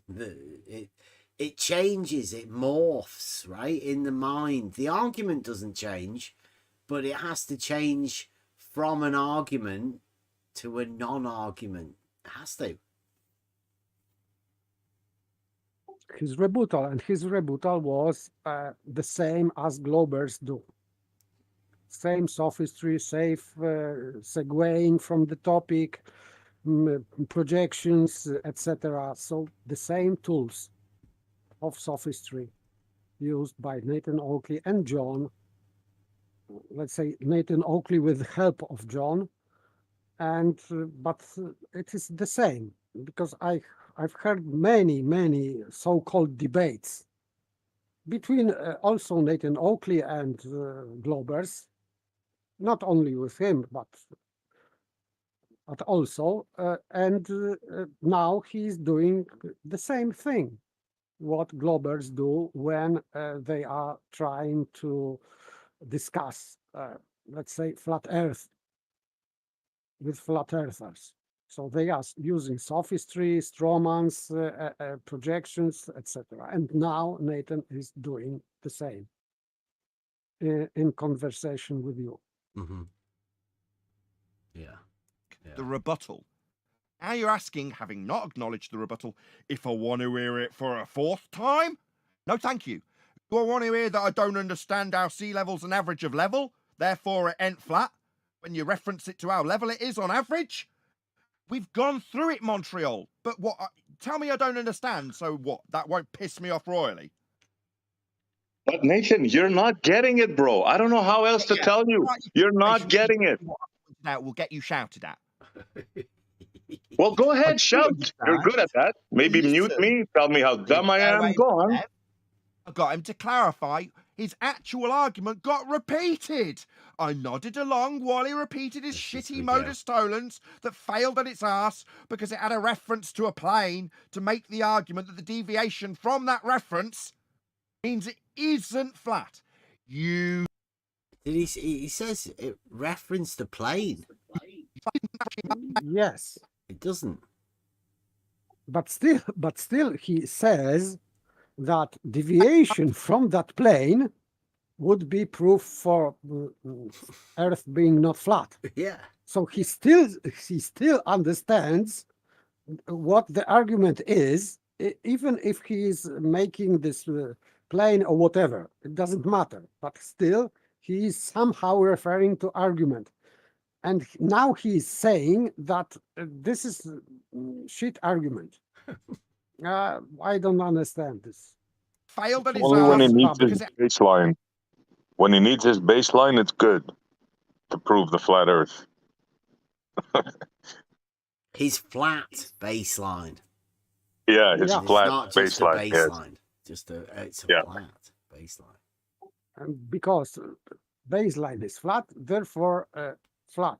Earth is flat. Earth is flat. Yeah. Earth is flat, yeah. Add a reference to a plane to make the argument that the deviation from that reference means it isn't flat. Useless. Now notice Bev shut up. Means it isn't flat. It does like it's straight, Nathan. It isn't flat. Yeah. It doesn't reference the plane that he says it isn't referencing, which it doesn't, but it does tell you that it's not flat. Nathan does know that. Yes, and he's repeating like he understands the argument. He's just rejecting. This is he cannot concede. No, he just cannot concede.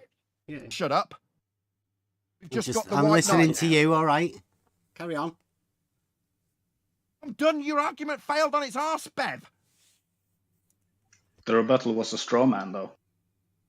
The rebuttal that we're referencing a level plane to reference how high or low it is with reference to that level plane, that's a straw man. It's not reference to a plane. The argument sea level is a point. The argument doesn't reference a level plane at all. You contender. Hold on. It's not reference to a plane. Mean sea level is a point on a vertical datum. Doing it again. He's very clever, right? This is a practice sophist. It's not mentioning mean sea level yet again. Very clever. But again, straw man. See, so we're only measuring 1 point on a vertical datum. Measuring the elevation change from that point on the vertical. Point. That point is the reference. Didn't I cover this with respect to the horizontal because they're intrinsically linked? Or John's summary. Or are you just going to answer yes, where Bev also failed to just answer? You mean yes, they're intrinsically linked, and that vertical will be with respect to the horizontal you say it isn't, correct? Wrong. Did you just fun mute Saragaki, Nathan? Yeah, it doesn't matter though. We can go as slow as we need. To affirm that while he tries to infer it's a single point and only the vertical, it will be with respect to horizontal. He hasn't confirmed that yet. See, what does he mean with respect to horizontal? Nothing. In fact, nothing. Because the argument is that it is elevation change, and elevation change is on vertical datum. So you don't need to mention horizontal.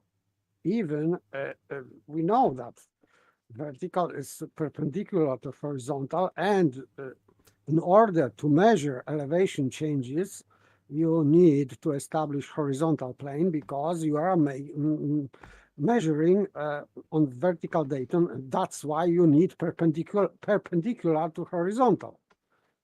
But so what?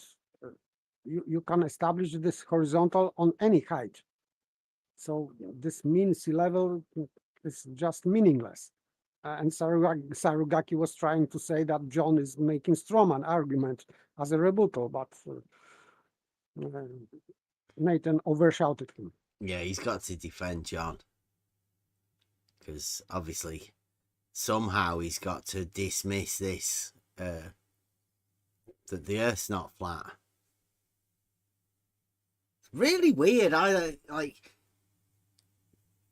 know that he's a flat earther and, you know, he has his identity linked to flat earth, you know, and his channel and his flat earth debate. But is it really a debate if you're going to hand wave dismiss arguments that directly rebut your claim of a flat earth? Don't forget, Nathan Oakley is the guy that claims there is a proof of flat earth. Yet he dismisses arguments that prove it's not flat. And not only Nathan. I don't know many people know about what goes on, but there are a loyal team of globe earth defenders that are supporting Nathan Oakley in this. They want this argument to be a straw man, like Nathan Oakley says. That's Globers, for anybody listening.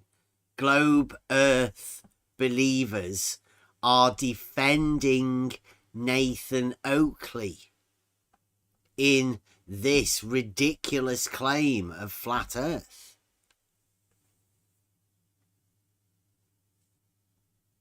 That's Globe Earth defenders are working with Nathan Oakley to rebut this very argument daily on Twitter and YouTube as well. They're called things like Flat Earth Dogma, Flat Earth Pilot, Flat Earth Math, Flat Earth... I don't know how many others are there. It's got to be a couple more. And Flat Earth Debate, obviously. All working together. They're all the same people, same team. My point that I started off with was that the summary from John... Back and forth in respect to what you've just said. Because I'm asking you to confirm that while you say it's a single point on the vertical, it will actually be with respect to the horizontal. This is my fourth attempt. You realize that my point about the rebuttal being a straw man was in regards to John's summary of the argument, which said that this is a conflation between the so-called baseline, which is another Fundy mute. That's 4 Fundy mutes in a row, Nathan. Do I like? It's my show. When I ask for something and it's in response to something that someone's just stated, it's a single point on a vertical datum. That's what he told me. My response to him was as follows. This is the 5th repetition. You're going to tell me that I'm Fundy muting him when he's completely ignoring what he's yet to concede. I will do this 25 times, Montreal, until he eventually realizes that he's not going anywhere, until he acknowledges that that would be with respect to the horizontal, wouldn't it? And he's wrong. I know, it it's wouldn't. a point. Yeah, so when they are establishing this average, this mean sea level, they don't need any horizontal for that. So it is not in reference to horizontal. They don't establish horizontals specifically to have that reference because it is not needed. I think they are doing some like plumb bob or whatever to establish vertical, and on that datum they are measuring average. So I would say that they don't need any horizontal out there for establishing mean sea level. Maybe for some technical purposes, but not. It is not part of measuring mean sea level and taking average, because why would you need horizontal for that?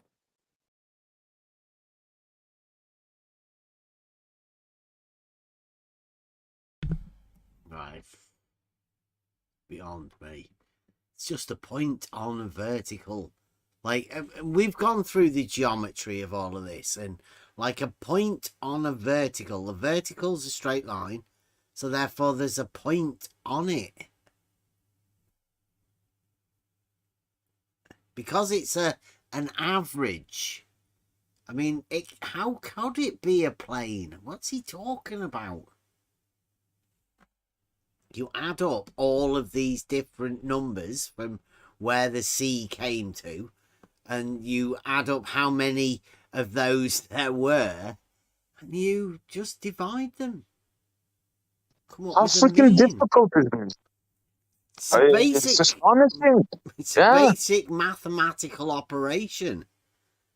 It's mind-blowing. Yes, and I would say it has nothing to do with horizontal in that case. You don't need horizontal for that. Yeah, this is just ECV and Jabberwocky stopping Nathan from seeing common sense. And I don't know, he's going to get mad about it, and I think he'd just forget about this. To pretend this never happened, Nathan. It'll surely go away. Nobody will be telling you that, elevation changes disprove a flat Earth. It's crazy. So there is no conversation to be had. Is that what you're saying? You're not going to answer me. I want to summarize my point, since it's being missed completely. You made a point that it was a single point. And my point was that the summary... Is this him funding? You're going to tell him off, Ed C. Montreal. Go ahead, tell him off. Go ahead.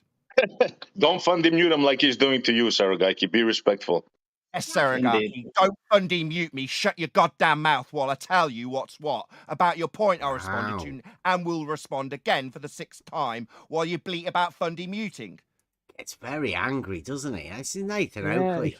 No, he is. I think that it's somehow he's playing, because he's just preventing Sarugaki to say his thing, and that would be saying that John's summary is just strawman, and he's not allowing Sarugaki to say that. So he's defending John. I think so. Sophist.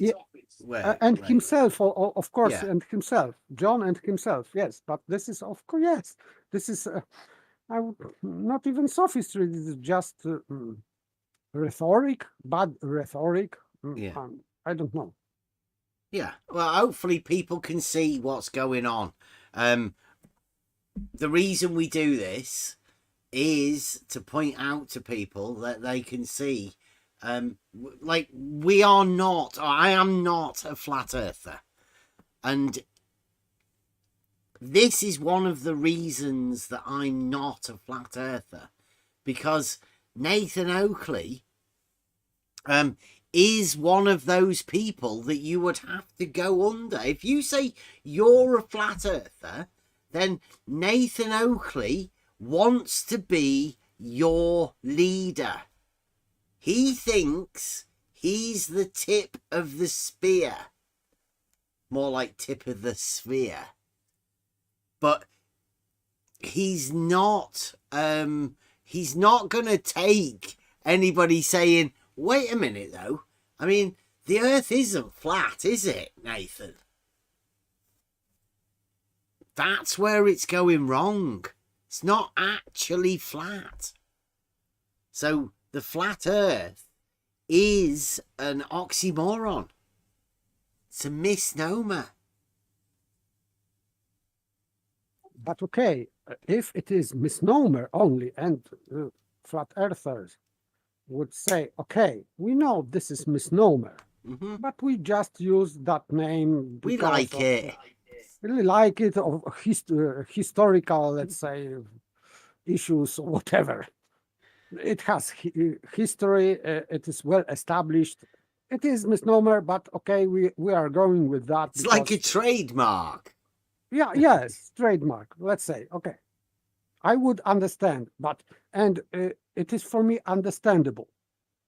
But if now, and not only now, but from 2020, Nathan Oakley is proclaiming that he has positive proof for flat Earth. And now... And don't forget Flatzoid now with scientific proof of flat Earth. Yeah. And we have listened to his scientific method of proving flat Earth. So this is really bad, because now we are not talking about misnomer or historical issues and trademark. We are talking about science, flat Earth science. This is different. We talk differently about misnomer and funny name, and differently about science. So sorry, but if someone is claiming that this is science, different science, not mathematical science. Yeah, flat Earth science. Flat Earth. Yeah, and like flat Earth mathematics, they've got, they're getting it all. They'll have a flat Earth geometry as well, and it'll all prove flat Earth. Nathan Oakley. And he'll be able to shout at people for not knowing that the Earth's flat, right? And if you're a flat earther, I would say Nathan Oakley and QE and Flatzoid and Arwin seem to have the ability to tell you that you're not doing what they say that you should be doing. Yes, and he is now repeatedly saying that Earth is measured flat. And he said that I said when I first time heard that this Alberoni measured mountain flat, and he even admitted that he misspoke or whatever, but in fact he did not misspeak, because now he is repeating this. Yeah. He's talking about measuring Earth flat. With a big, massive worldwide baseline. Flat. Yeah, flat baseline. And so it is going beyond this funny name misnomer. It is not about misnomer anymore. This is just a logical fallacy.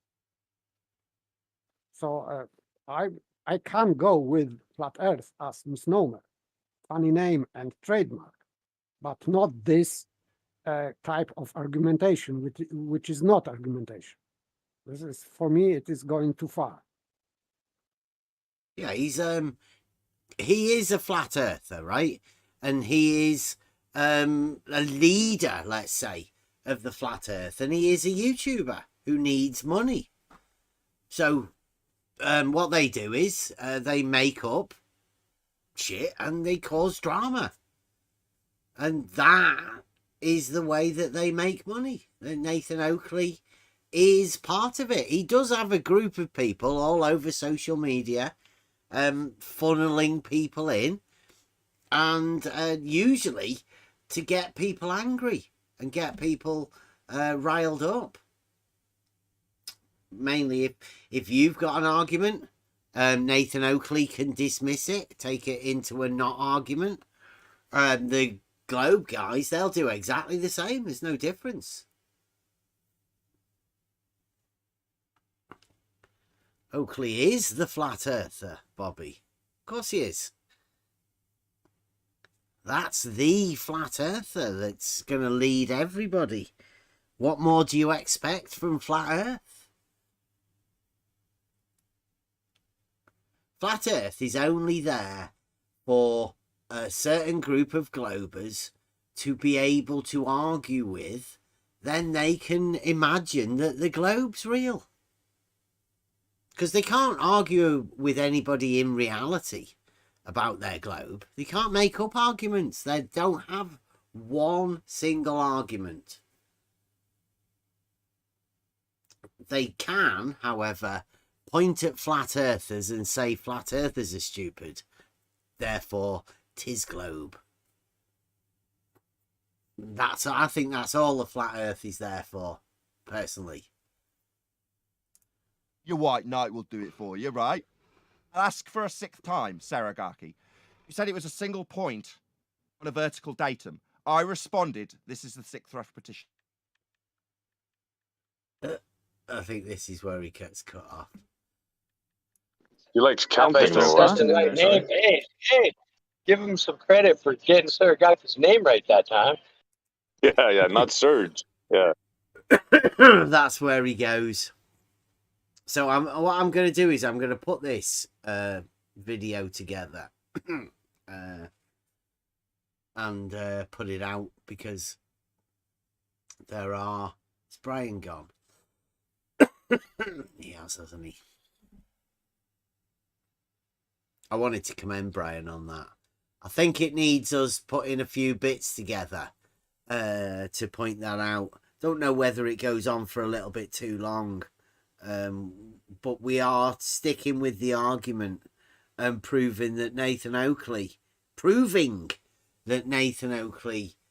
cannot discuss a simple argument. It's tricky arguments, right? But we've recently been talking to quite a few flat earthers, and Nathan Oakley so far. Well, Nathan Oakley and the Globers that I know on Twitter, just them. They're the only people that can't honestly take this argument. They have to obfuscate and, well, basically just deny it's an argument. That normally happens with people that can't see contradictions. I think Nathan Oakley might be one of those people that can't see contradictions. And it's really tricky to talk to people that can't see contradictions.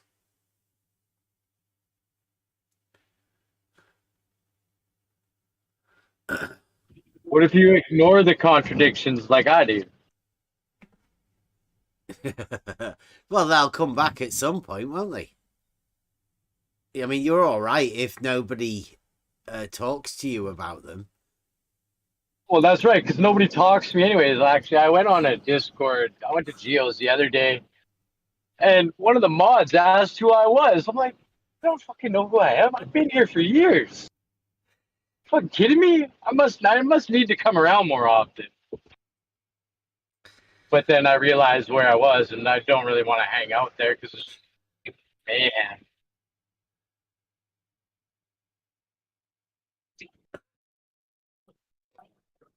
Well, yeah, I think I'm going to go over again.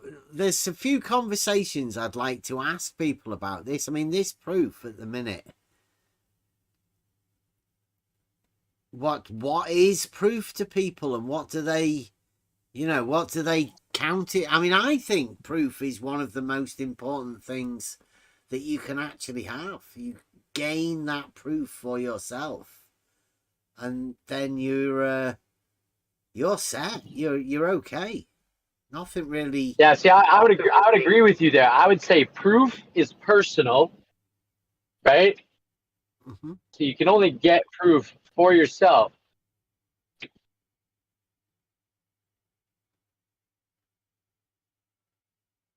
Yes, you can get for yourself, but I would say that proof stands true without your taking it or rejecting. It doesn't matter what you do with that proof.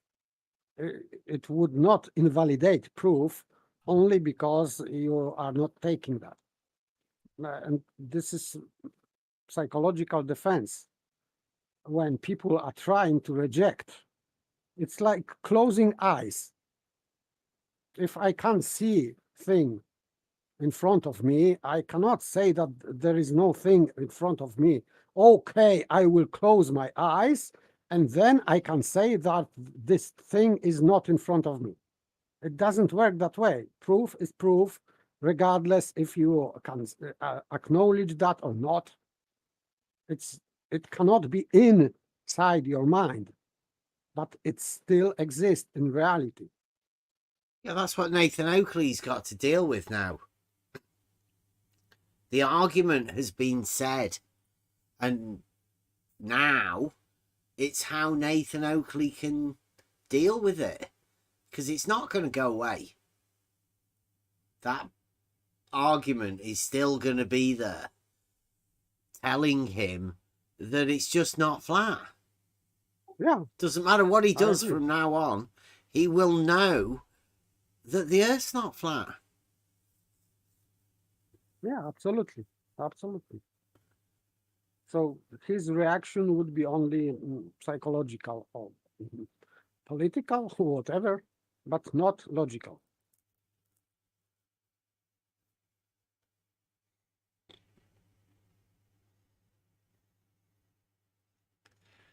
But hey, in this arena, I don't know who wants what. I can only say that I know how much I've benefited from actually having that proof. Not just the proof, but the method, the ability to gain that proof, and the achievement of holding that proof.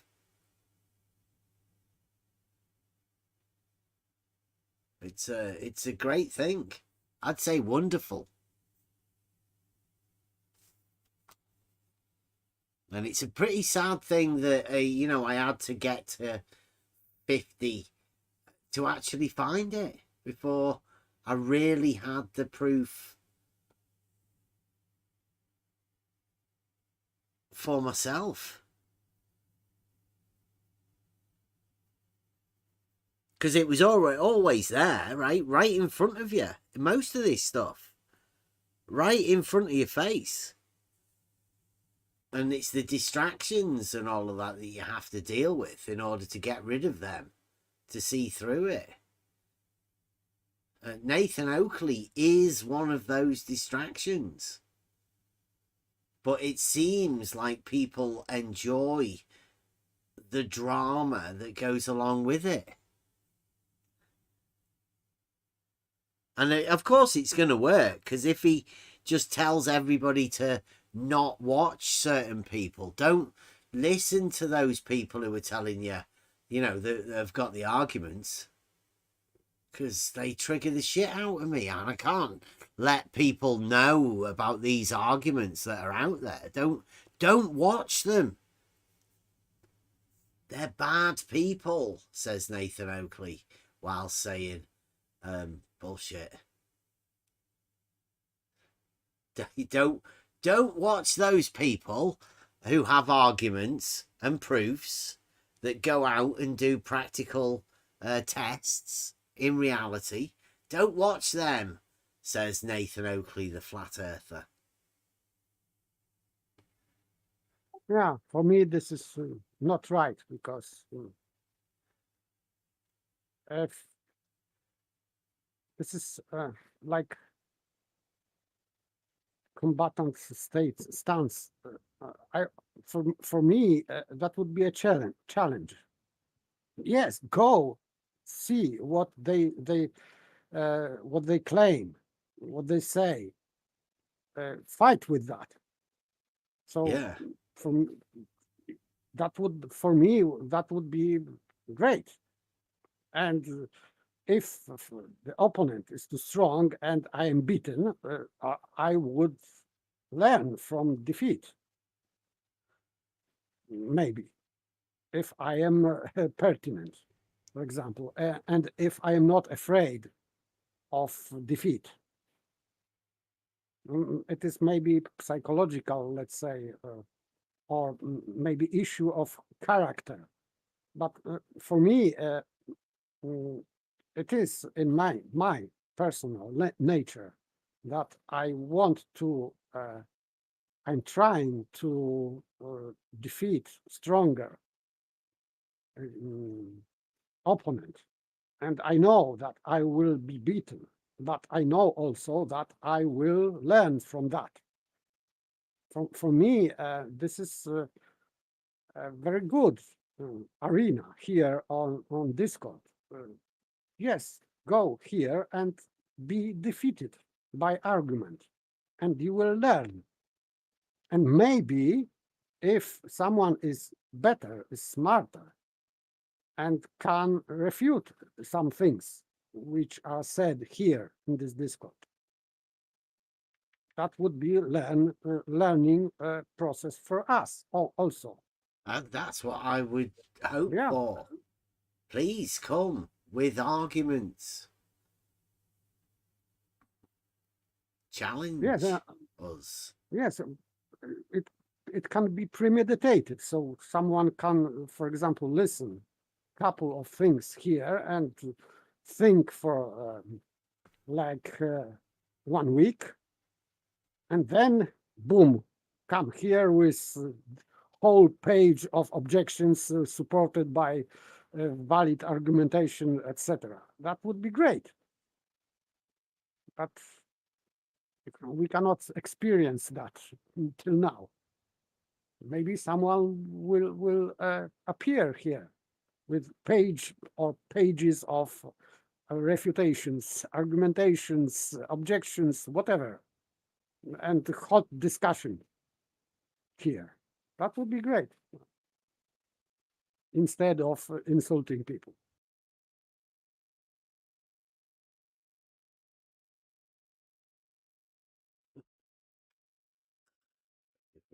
That's my dream. Sorry, I was dreaming.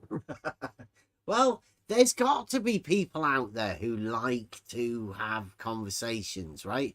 And that goes for anybody who wants to come just for the conversation. We've got arguments which are in the process of being, I don't know what you call it, finishing, and the finishing off with the exact wordings and how to present them, because that's a bit hard, isn't it? Modern day, like, where do you present your arguments? How do you present an argument? Where's the best place for it? Is that in debate, in a debate forum, or is it in a meme, or in a book? Like, how do you best present arguments for people to see? I would say that there is no the best way, because if you have different audience, you need to speak differently to different audience. So if you are saying book, meme, or debate, it depends. I would say that that would be a way of various means that you can present argument or chain argumentation in various means by various ways, not only in one way, best way, various. So, for example, for some audience, you will have to bring only examples.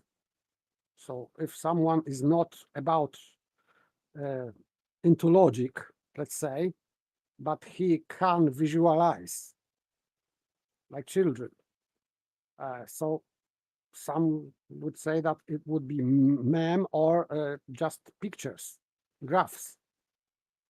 Or for someone, it would be maybe poem, whatever.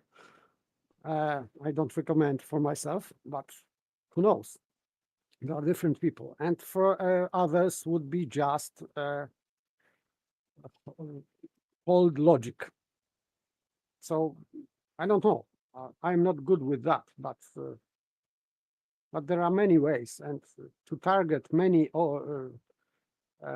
audiences, I would say that you need to present your argument in various ways. I think. So I would say that there is not one best. There's maybe best for given targeted, let's say, audience, but not for all. There is no best for all, I think. Okay, well, so if anybody's got any ideas on how the best way within these individual methods to present these arguments to people, because I'm guessing most people aren't even aware of what an argument is, what the purpose of an argument, how to progress it within logic, because most people have got to admit that arguments nowadays are people shouting at each other, people dangling the balls in people's faces, which, you know, certain debate channels have done. So maybe that's that sort of way of presenting arguments. I don't know. We just need to have conversations with people. If anybody wants to come in, hit the Discord button, pop on in.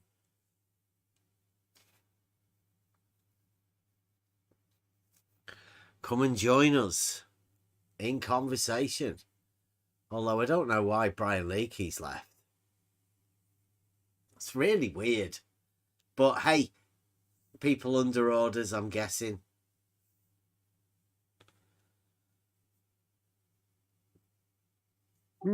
He popped in and left.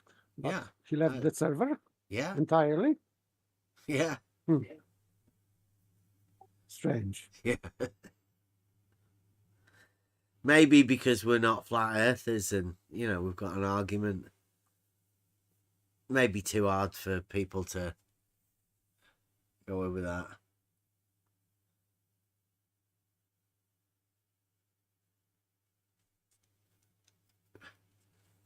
Yeah, we've got the website, but not many people bother about that. Suppose I can put it on the website first. It'd probably be the best place to put it. But that'll have to be like wrote and put in meme. And then I could put it in video.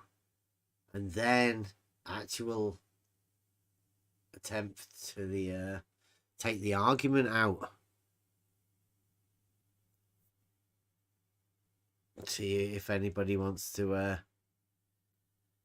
acknowledge the argument.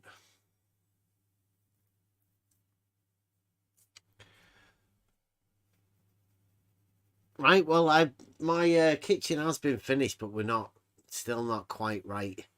So I don't know when we will be getting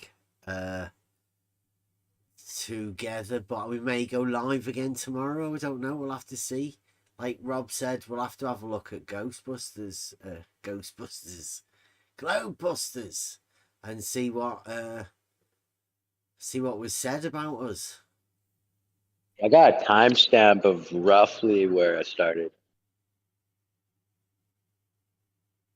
Okay, well, yeah, we might come back tomorrow or whatever and go over that. Anyone else got any thanks for confirming horizontal is not a plane. Who is this, Ryan? Is that WS? Like, thanks for confirming horizontal is not a plane. Who's imagined who's done that? Horizontal is a plane, Ryan. It's like some people, modern day people, have gone mad. You guys see that? Thanks for confirming horizontal is not a plane. Who confirmed that? Where? He's saying to Mike. The graphic showed a horizontal plane, and he's saying thanks for confirming horizontal is not a plane. I mean, there is something wrong with people's brains. They're so wrapped up in contradictions that they literally look at things and see the contradiction, speak the contradiction, and then try and rebut the contradiction. It's madness. But that's 2023. That's what we've got to deal with. And it's only going to get worse. This madness that we're seeing, it's only going to get worse.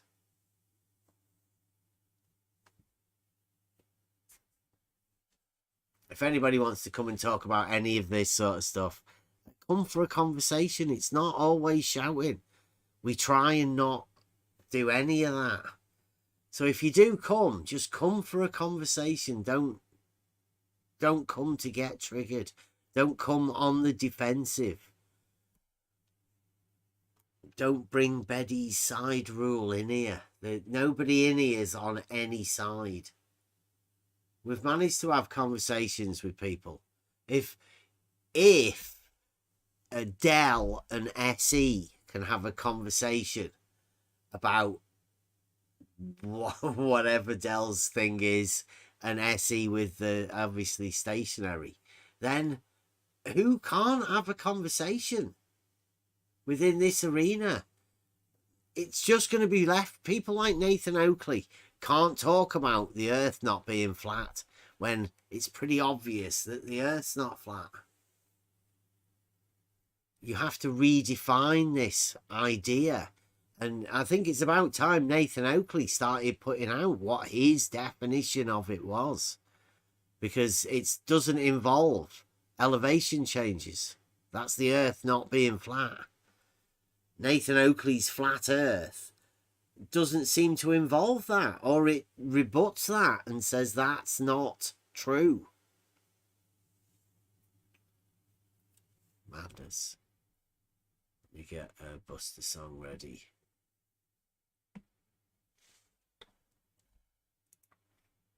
Any okay, I'm off requests? to bed. Okay, Good okay. night. Thank you very much. Rob, are you still around? Do you want to get a request in? Or just any? All your favourite? Something mellow. Men. Oh, wisdom. How about that? There you go. That's my favorite. Okie dokie. Wisdom. Thank you very much for joining us. We might come back tomorrow. Might be by Wednesday. Don't know.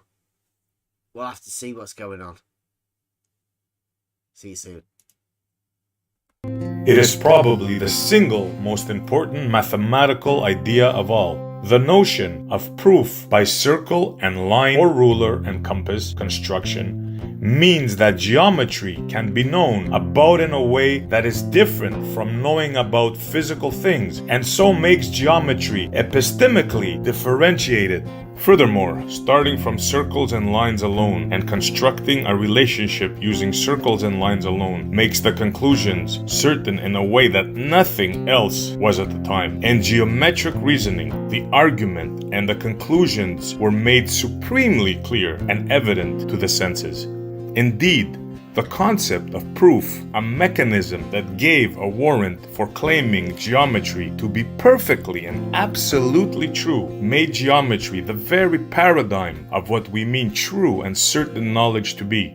In effect, in our understanding of nature, true means true, like geometry is true. Come go with me. Open your mind.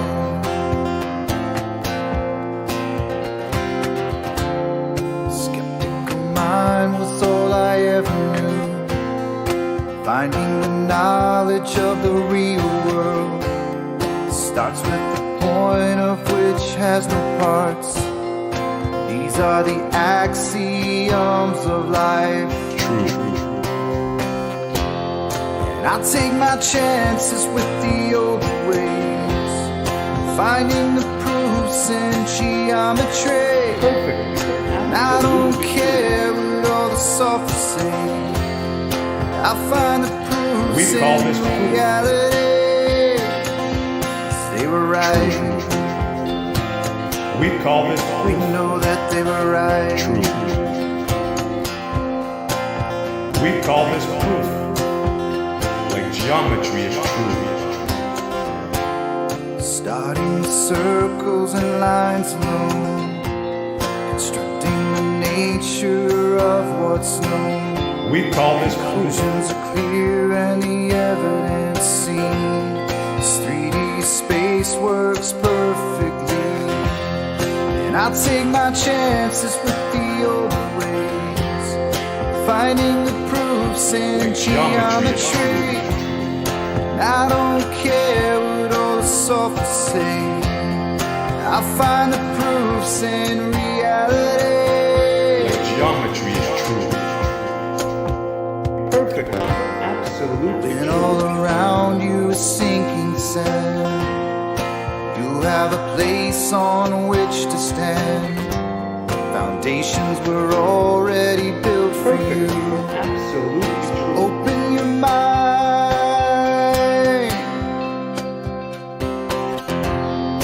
I'll take my chances with the older ways, hearing the words of what the ancients said. They say my words sound like sorcery, but there's wisdom in all honesty.